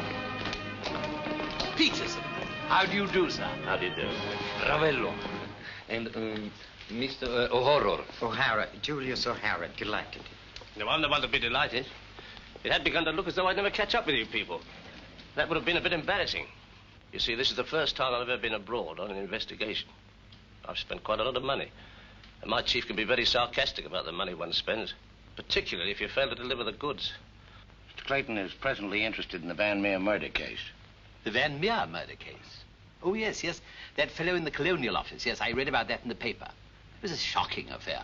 According to Mr. Van Meer's appointment book, Mr. Peterson, you had lunch with him at the Savoy a few days before his death. That's quite correct. Mr. Van Meer was an expert on African matters. We wanted his advice about affairs in British East. Do you recall the subject under discussion? Vaguely. Crop yield. The native labor situation. Inches of rain. Vaccination. Shots. How long had you known Mr. Van Meer? Oh, a couple of months. We met half a dozen times. Did he ever make mention of any enemies, business or otherwise? Did he say anything about romantic attachments? I mean, did he name any women? No. I should have been very surprised if he had done. Mr. Van Meer struck me as being every inch a gentleman. Oh, of course. Well, that's all. Unless somebody has anything further to add. I have. I think you ought to know that the business of one of these businessmen is murder. I beg your pardon? Major Ross, I mean. I can't guarantee Major Ross murdered this Van Meer person. I assure you, however, he attempted to murder my husband with a long, thin dagger, which he always carried about in what looked like an innocent swagger stick. Go on, Mrs. Chelm. You see, Major Ross is employed by Mr. Peterson there to do his dirty work. One might say he's a professional killer. My husband found out certain things about Mr. Peterson. Things, in point of fact, that are a matter of empire, involving, as they do, a plot to exploit our kingdom's uranium resources. And that's why Mr. Peterson decided to have him done away with. Don't run away, Mr. Peterson. That's always tantamount to a confession of guilt. Tantamount is what I call it. More champagne, Clayton? No, thank you.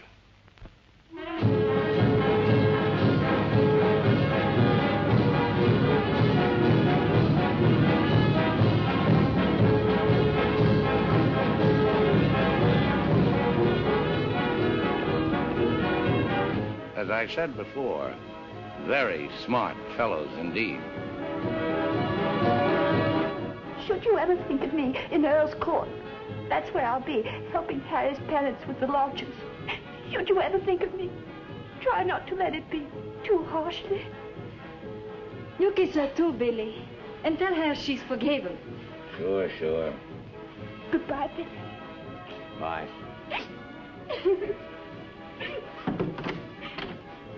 For Mrs. Chelm, just came on the ship's wireless. Oh, by the way, Mr. Dannreuther, do you know that your associates are all in the Hoosgow? Oh, not that I'm a bit surprised.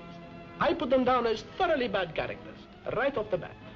But then there are so many bad characters nowadays. Take mine, for instance. Harry! He's alive!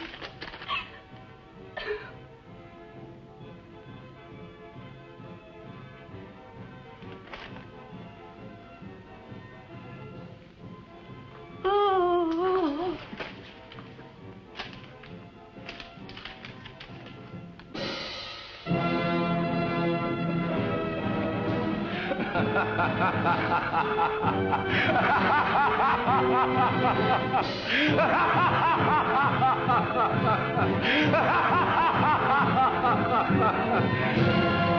Oh, this is the end.